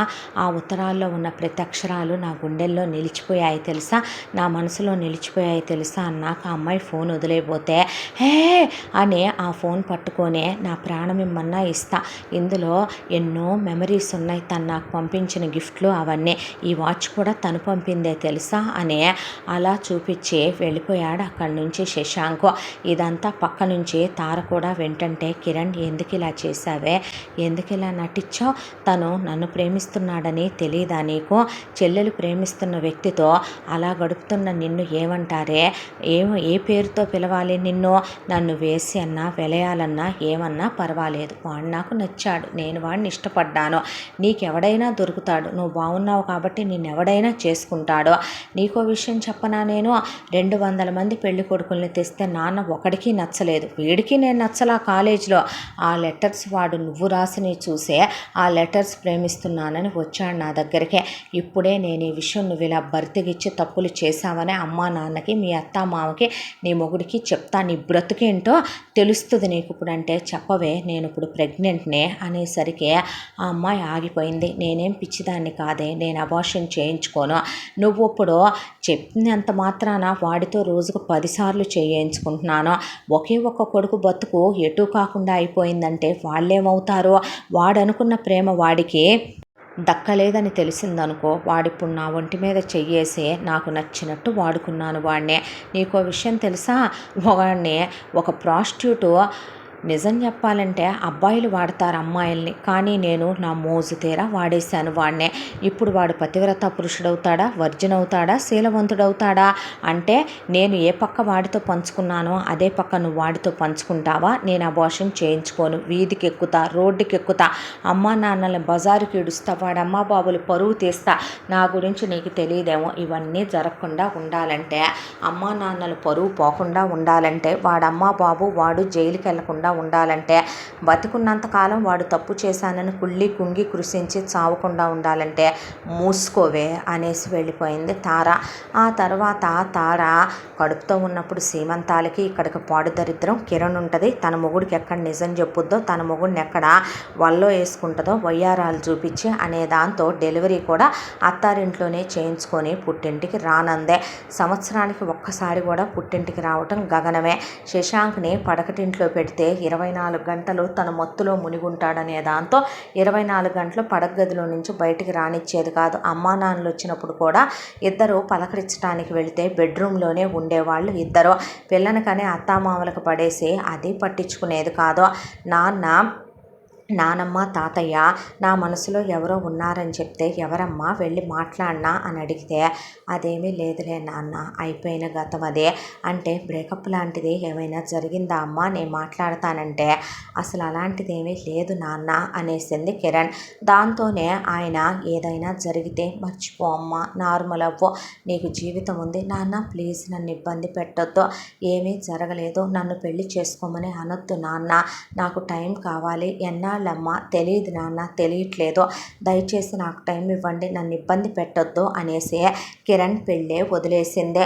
ఆ తర్వాత జరిగిన సంఘటనలన్నీ బొమ్మలుగా గీసుకొని రోజు ఆ బొమ్మలు చూసుకుంటూ జీవోత్సవంలాగా అక్క ఇన్స్టాగ్రాముల్లో ఫేస్బుక్లో శశాంక్తో దిగిన ఫోటోలు, వెళ్ళిన ట్రిప్పులు అన్నీ షేర్ చేస్తుంటే అవన్నీ చూసి నరకం అనుభవిస్తూ నిద్ర మాత్రలు వేసుకుంది. నిద్ర పట్టనంత డిప్రెషన్ స్టేజ్కి కిరణ్ ఎప్పుడో వెళ్ళిపోయింది. సైకాట్రిస్ట్ ట్రీట్మెంట్లోకి వెళ్ళిపోయింది. తిండి తినటం మానేసింది, నిద్రపోవటం మానేసింది, మంచి బట్టలు కట్టుకోవటం మానేసిందే. నిజం చెప్పాలంటే ఏ ఇంట్లో అయినా చిన్న కూతుళ్ళు చిన్న కొడుకులు చాలా హుషారుగా ఉంటారు, పెయిన్ కూడా వాళ్ళే ఎక్కువ తీసుకుంటారా అన్నట్టు అయిపోయింది కిరణ్ పరిస్థితి. ఆ తర్వాత ఒక రోజున అనుకోకుండా అక్క శశాంక్ ఇంటికి రావటం, ఇన్ని సంవత్సరాల్లో ఎప్పుడు తన బావ అని పిలవల, అసహ్యం వేసేది అక్క మొహం చూడాలంటే, పేరు పెట్టే పిలిచేదాన్నే, పిలవాల్సిన అవసరం వస్తే అసలు అతనితో మాట్లాడేదాన్ని కాదు, మాట్లాడి ఫీలింగ్స్ కంట్రోల్ చేసుకోవటం కష్టం అనిపించే. ఆ తర్వాత ఒక రోజున వచ్చారు, ఎప్పుడు వెళ్ళిపోవాలా అనుకుందే. నేను రాత్రి వెళ్ళి తన నుదురు మీద ముద్దు పెట్టాను, చూసి నాకు సెటైర్లు వేసిందే. నేను ఇక బ్రతకాలనుకోలేదు, ఇంతకాలం అమ్మా నాన్నల కోసమే బ్రతకాలనుకున్నా, నా వల్ల ఈ నరకం అనుభవించడం అవ్వట్లేదు. దాంతోనే నేను ముగించాల్సిన పెయింటింగ్ కంప్లీట్ చేశాను. అందులో ఒక అమ్మాయి ప్రేమికుడు తనకెప్పటికీ దగ్గర కాకపోవటంతో ఆ అమ్మాయి సూసైడ్ చేసుకొని చనిపోతున్నట్టు పెయింటింగ్ వేసుకున్నాను. అదక్క చూసింది. నేను పోతే దరిద్రం వదిలిపోద్దని నన్ను త్వరగా పొమ్మనమని. ఇదివరకు ప్రతి ఒక్క దాంట్లో హాఫ్ ఆఫ్ షేర్ అనేవాళ్ళు అమ్మా నాన్న, నేను పోతే మొత్తం తనన్నా వేసుకొని సుఖపడి తనన్నా బిజినెస్కి వెళ్ళొచ్చు, లేదా బావ బిజినెస్లో కలిపేయచ్చు అన్నట్టు మాట్లాడేసింది. దాంతో నేను ఏమీ మాట్లాడలా, వద్దంటున్నా వెళ్ళింది, పైకి పోయిందే. ఒక మనిషిగా అది చచ్చినందుకు బాధపడ్డాను, అంతకు మించి ఏం చేయలేకపోయాను. శశాంక్ని పెళ్లి చేసుకోమన్నారు వీళ్ళు. ఒక క్షణం నాకు నిజం చెప్పేయాలనిపించింది, కానీ చెప్తే శశాంక్ అక్కని అసహించుకుంటాడు, అక్క ముఖాన గుమ్మేస్తాడు, వాళ్ళ అత్తామామలు ఇంత దిగజారిపోయిన కూతుర్ని ఎలా కన్నారని అమ్మా నాన్నల్ని అడుగుతారో, అమ్మా నాన్నలకి తెలిస్తే చనిపోయిన అక్క జ్ఞాపకాలను కూడా ఉండనివ్వడు నాన్న, శశాంక్ కూడా ఉండనివ్వడు. పాప దృష్టిలో తార చీప్ అయిపోద్దే. చెప్పకూడదు అనుకున్నాను, పాపని నా బిడ్డ అనుకున్నాను, మళ్ళీ పిల్లల్ని కూడా కనక్కర్లేదు అనుకున్నాను. దేవుడు నేను కోల్పోయిన జీవితాన్ని నాకు ఇస్తున్నాడు అనిపించింది. దాంతోనే కరెక్ట్గా నేను స్లీపింగ్ ట్యాబ్లెట్స్ మింగి చనిపోదాం అనుకున్న టైంకి సూసైడ్ చేసుకునే ఇది పోయిందనే వార్త రావటం నిజంగా ఆశ్చర్యమేగా. పెళ్లి చేసుకున్నాను, శశాంక్తో కలవాలని చాలా ప్రయత్నిస్తున్నాను, తను నాతో కలవట్లేదు. తనకు నిజం చెప్పాలనుకుంటాను మళ్ళీ, కానీ చెప్తే అతను ఎలా రియాక్ట్ అవుతాడనే భయం, దాంతోనే చెప్పట్లేదు. తను నాకు ఇంకా ఇంకా దూరం అయిపోతున్నాడు, పోయిన దాని జ్ఞాపకాల్లో నలిగిపోతున్నాడు. నేనే ఏం పాపం చేసుకున్నాను, నాకే ఎందుకు ఇంత శిక్ష, ఎప్పుడు మారుతాడు తను, నా మనసు ఎప్పుడు అర్థం చేసుకుంటాడు తను, 1000 దేవుళ్ళకు మొక్కుతున్నాను తను మారాలని, నన్ను దగ్గరికి తీసుకోవాలని, నన్ను అర్థం చేసుకోవాలని. అత్తయ్య మామయ్య అమ్మ నాన్న క్లోజ్ అయ్యారు ఫ్యామిలీస్. పాప నేను లేనిదే ఉండలేకపోతుంది, అది అమ్మ అన్నప్పుడు మనసు నిండిపోతుంది. ఇక ఏ రోజు శశాంక్ నన్ను భార్యగా దగ్గరికి తీస్తాడో అర్థం కావట్లేదని అక్కడ దాకా రాసుంది. ఆ తర్వాత శశాంక్ అదంతా చదివి తల పట్టుకొని కూర్చుండిపోతే లోపలికి వచ్చిన అమ్మా నాన్నలు చంపలు చంపలు చంపలు చంపలు కొట్టే మొదటి నుంచి నీకు అతి ఎక్కువే. అరే నాకు అర్థం కాదు, వయసులో 3 ఏళ్ళు చిన్నదైన నీ మరదలు నిన్నెందుకు లవ్ చేయకూడదు? మీ నాన్నకన్నా నేను 7 ఏళ్ళు చిన్నదాన్ని అయితే మీ నాన్నతో నేను ఎలా కాపురం చేసి నిన్ను కన్నానో, ఒక్కడివేనని గారాబం చేసి నెత్తికెత్తుకున్నా. అలాంటి బజారు దాన్నే నువ్వు ఎలా అసలు నమ్మావో, అది చెప్పిన నాటకాలన్నీ నువ్వు ఎలా నిజం అనుకున్నావో, దాన్నెలా పెళ్లి చేసుకున్నావో, దానికన్నా వేశ్యలు కులతలు పతితలు నయ్యం. అదెలా ఆ మహానుభావులైన అమ్మా నాన్నలకి ఆ పిల్లకి అక్కగా పుట్టింది. అది నాయనమ్మ తాతయ్యకి ఏ రోజు విలువిచ్చేది కాదు, అమ్మమ్మ తాతయ్య గౌరవం ఇచ్చేది కాదు, ఒక అమ్మా నాన్నల గురించి పట్టించుకునేది కాదు. ఏంటా దీని గురించి అనుకుంటే నువ్వు మా నోరు మూయించేశావు. అసలు చెల్లెలు అక్క ఒకే తల్లికి ఒకే తండ్రికి పుట్టినట్లు ఉన్నారురా వీళ్ళు. ఇప్పుడు మీ మామయ్యకి ఏం సమాధానం చెప్తావు నువ్వు? ఆయనకి ఏం చెప్దామనుకుంటున్నావు? ఈ డైరీ చూపించి నిజమే చెప్తానమ్మా అనేసరికి ఏం మాట్లాడుతున్నావురా? అది ఆడవిటుడిలాగా నేను మగవేశ్యలాగా నన్ను వాడేసి వెళ్ళానమ్మా. అది ఇంకేం మాట్లాడినే నేను అని బుక్ తీసుకొని పిల్లని తీసుకొని తప్పు చేశానని కన్నీళ్లతో వెళ్తే అమ్మా నాన్నలు కూడా వెనకాలే వెళ్ళేసరికి అక్కడ కూర్చొని ఉంది కిరణ్. కూర్చొని ఉన్నాక లోపలికి వెళ్ళి మామగారు ఏంటి వచ్చావు అనేసరికి ఆయన్ని కౌగిలించుకొని ఏడ్చేస్తే ఏం జరిగిందనేసరికి డైరీ ఆయన చేతిలో పెడితే లలిత పరశురాం డైరీ చదివారు. మిగతా బ్యాలెన్స్ చెప్పుకొచ్చాడు శశాంక్. చెప్పుకొచ్చాక కిరణ్ ఆ బుక్ అన్న తర్వాత నువ్వెందుకు చెప్పలేదని నేను అడగను, చెప్పే టైం నేను నీకు ఇవ్వలేదు. రెండో విషయం ఏంటో తెలుసా? చెప్పే సిచ్యువేషన్ వచ్చిన రోజున కూడా నువ్వు చెప్పలా. దానికి కారణం కుటుంబ పరిస్థితులు, బ్లడ్ రిలేషను. నువ్వు చెప్పలేకపోయావు. ఇదంతా నేను చేసుకున్న స్వయంకృతాపరాధం మామయ్య. ఎంత పెద్ద ద్రోహానికి గురయ్యాను, ఎంత పెద్ద మోసగత్తెని పెళ్లి చేసుకున్నానో, నేను నిజంగా ఎంత పాపం చేసుకున్నానో అనే పాటికి అసలు ఆయనకి ఆవిడకి ఏం మాట్లాడాలో అర్థం కాలేదు. ఇది బావగారు జరిగిందని వైదేహి ఆనందరావు కూర్చుండిపోతే నా భార్య తరపున నా తరపున తనకి అక్క చెల్లెళ్ళున్నారో నాకు ఉన్నారో, మా అత్తగారు కానీ మా ఆవిడ కానీ నా మరదలు నా వదిన గారు నా చెల్లెళ్ళు అక్కలు ఎవ్వరూ ఇలా లేరు. శత్రువులు కడుపును పుడతారన్నట్టు పాపిష్టిది ఎలా పుట్టిందో, ఇంత బజారు దాన్ని మేము ఎలా కన్నామో, అసలు చచ్చి బతికిపోయింది. కానీ బతికుంటే నేనే నరికేసి జైలుకి వెళ్ళేవాడినే. చిచ్చి అని వాళ్ళందరూ కూర్చుండిపోయిన తర్వాత కిరణ్ డైరీ చదివి వచ్చావా అంది శశాంక్నే. ఒక్క విషయం చెప్పు, ఇప్పుడు నీ వయసు 29, నా వయసు 32. ఇంకా మనం ఇప్పుడు నువ్వు డైరీ చదివి వచ్చావా అని అడగటం, నేను డైరీ లేకపోతే నిన్ను ప్రేమించేవాడిని కాదని చెప్పటం నీకు నిజంగా పిచ్చిగా అనిపించట్లా? నేనేంటో ఎలాంటి వాడినో నీకు తెలియదా? నేను మీ అక్క పోయిందనో మీ అక్కతో గడిపిన మధుర క్షణాలు గుర్తొచ్చో నేను నిన్ను ముట్టుకోపోవటమో దూరం పెట్టడమో కారణం కాదని నీకు తెలుసు. నేను ఆ ఉత్తరాలను ప్రేమించా, ఫీలింగ్స్ని ప్రేమించా, తన ప్రేమను ప్రేమించా. అది నిజం అనుకునేవాడిని. అది ఉత్తరం బట్టి పట్టి చదివి చివర్లో నీ తారా అన్నప్పుడు ఇలాగే చదివేదానివా, ఇలాగే రాసేదానివా అని అడిగానే తప్ప దాన్ని అనుమానించలేదు. ఎన్నోసార్లు ఇద్దరి మధ్య గొడవయ్యే సిచ్యువేషన్ వచ్చినా నేనే సారీ చెప్పుకొని క్షమాపణలు అడిగాను. ఎందుకో తెలుసా? ప్రేమించాను కాబట్టి. అదే నన్ను ప్రేమించిందని నమ్మాను కాబట్టి. మా అమ్మా నాన్నలకి విలువ ఇవ్వకపోయినా, పాపను పట్టించుకోకపోయినా నేనే తగ్గేవాడిని. ఎందుకంటే నేను దాన్ని ప్రేమించాను కాబట్టి. అది నాకు జీవితకాలానికి సరిపడా శిక్ష విధించిందే. ఇంకా ఏం మిగిలింది నా జీవితంలో అన్న తర్వాత నీకు ఎప్పుడో చెప్పాల్సిన మాట ఆలస్యంగా ఇప్పుడు చెప్తున్నాను. ఐ లవ్ యూ రా అనే ఆ అమ్మాయిని అనేసరికి ఆ అమ్మాయి గట్టిగా కౌగిలించుకొని ఏడ్చేసింది. ఆ తర్వాత ముందు మీరు హనీమూన్కి వెళ్ళండి, పిల్లని మేము ఉంచుకుంటాం అని చెప్పి ఇక కొడుకుని కోడల్ని హనీమూన్కి పంపించారు. అక్కడ ఒక్కసారి లెటర్ నువ్వు నీలా చదవరా, వినాలనుంది, ఒక్క కవిత చెప్పు, నమ్మట్లేదా నన్ను అంటే లేదు, నా నిజమైన ప్రేమ నాకు దక్కిందా లేదా అని నమ్మలేకపోతున్నానన్నా కళ్ళల్లో కళ్ళు పెట్టి చూస్తూ ఆ అమ్మాయి అతని మీద ఉన్న ఫీలింగ్స్ చెప్తే గట్టిగా కౌగిలించుకొని ఆ అమ్మాయి పెదవుల మీద ముద్దు పెట్టి ఇద్దరు క్లోజ్ అయ్యారు. ఒకవైపున పరశురాం ఇంట్లో ఉన్న మొత్తం తారకు సంబంధించిన అన్ని నిప్పుల్లో పడేస్తే ఇటువైపు శశాంక్ వచ్చే లోపే వైదేహి ఆనందరావులతో పాటు పాప కూడా వాళ్ళమ్మ జ్ఞాపకాలు తీసుకొచ్చి బయట పారేసిందే. మొత్తం తగలెట్టి అవతల పడేశారు. తిరిగి వచ్చిన తర్వాత ఇక శశాంక్తో మనం వేరే ఇంట్లోకి మారుతున్నావురా అని. అసలు ఆ ఇంట్లో తారతో జ్ఞాపకాలు ఉన్నాయని వాళ్ళు వేరే ఇల్లు కొనుక్కొని వేరే ఇంట్లోకి వెళ్ళిపోయారు.